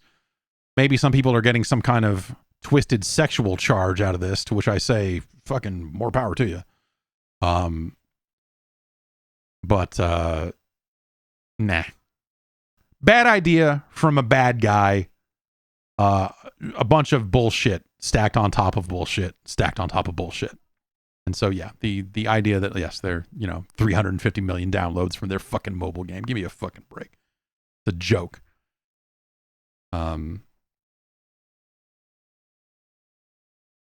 Congratulations to Dana White. Let's take one more question here. Daddy Warbucks writes in and says, I'm not much of a voice chat in-game guy. I play with friends mostly, but I don't think I'd ever risk talking in-game knowing an AI was in charge of deciding if I did something bad or not. Google has infinite money, and their speech recognition is still kind of ass a lot of the time.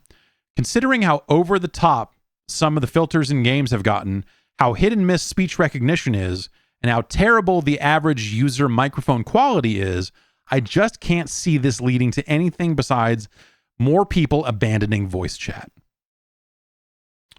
So he's talking about, like that's something that they've been beta testing in Call of Duty. I think when the next Call of Duty comes out, that will be something that will be a little more standard.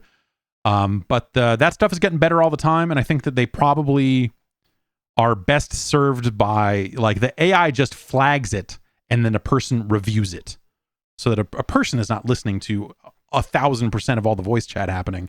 Instead, an AI is doing a first pass and deciding, hey, this seems questionable, or like, hey, red flag, this one is definitely bad. And then I believe a human is probably in the loop somewhere on that stuff, turning their keys to make sure that the right actions are being taken. I don't necessarily have a problem with it conceptually. I just don't know that anything is going to bring a mass of people back to public voice chat. Yeah, BattleBit has it, right? Yeah, BattleBit's the best voice chat experience you've ever had. Okay, all right. I have had BattleBit installed for a long time and have not run it yet. I keep meaning to see what it is, but I have yet to give it a go. Yeah, I don't know. I think that if I played games more with friends, then I would certainly be open to voice chat. But I think we spent a good generation and a half proving that humanity is the main problem with voice chat, and you can use AI to try to clean it up, but then what? Like, does that make it attractive enough to where people, and that makes it something that's like safer for children, I suppose, but And that matters, don't get me wrong, but that's not like if it's not that there's slurs and bad language being used that is keeping me out of voice chat. That's something that's like, it's uncool. It's shitty. But if anything, the frequent use of slurs and such in voice chat is also a really good indicator that that's a person that you should block. And so if those people are cleaning up their act just enough to skirt the system and instead are just shitty people, now you're going to end up getting exposed to shitty people more often. They just might not be overtly racist, I guess. But that doesn't make this stuff that much more attractive to me. That doesn't make me go like, now I can go back to voice chat because I won't hear the N-word. I'm a big boy. I can hear the N-word. I don't want to hear it in that. It makes me sad in that context.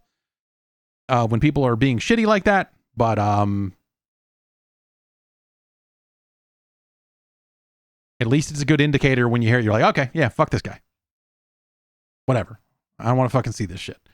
So now you just end up with people trying to skirt around it and being shitty in different ways. So whatever.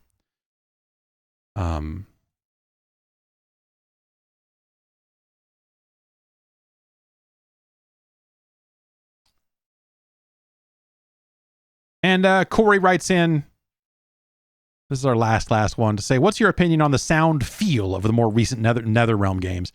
I enjoy the way the electricity makes this weirdly impactful sound. I just find their game sounds to be very unique. That's all. Thanks. Yeah, Corey, I think that their games have sounded really good. I think that Mortal Kombat 1 sounds really great. And also the sounds are very easy to pluck out from the mix and hear like, okay, that got blocked. This is happening. This move is happening. Like there's tactical reasons for their sound to be the way it is.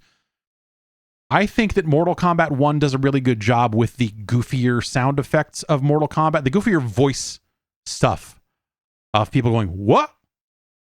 And what? Yeah, what? I think a lot of the sounds of someone slipping and falling or getting punched and like Johnny Cage specifically, and also Liu Kang to a certain extent, I think are really good at capturing the old feel of Mortal Kombat voice work. That said, Raiden doesn't make the Raiden noise when he does the torpedo. I think that's okay in the grand scheme. I'm okay losing that. Because now instead he just goes, yee! And that's even almost weirder. But I think the voice, the in-fight voice stuff is really good in Mortal Kombat 1.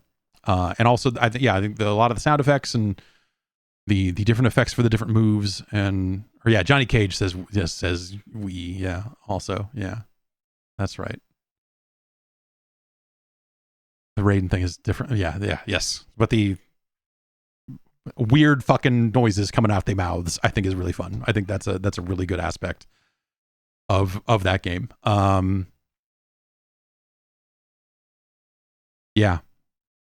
game's been fun. It's a game with issues for sure. Like I think as more people have gotten their hands on it and have picked it apart, like seeing some of the stuff around like, oh, this brutality is not listed correctly in the instructions and this little thing here, but also people are having crash bugs. And like if you go look at the bug, there's an open public bug list for Mortal Kombat 1 of bugs that users are reporting because people are trying to get people to go over and upvote the one about player 1 having an advantage in combos, which I don't know if that's actually a fact or not, but there are videos floating around this morning that I saw claiming that.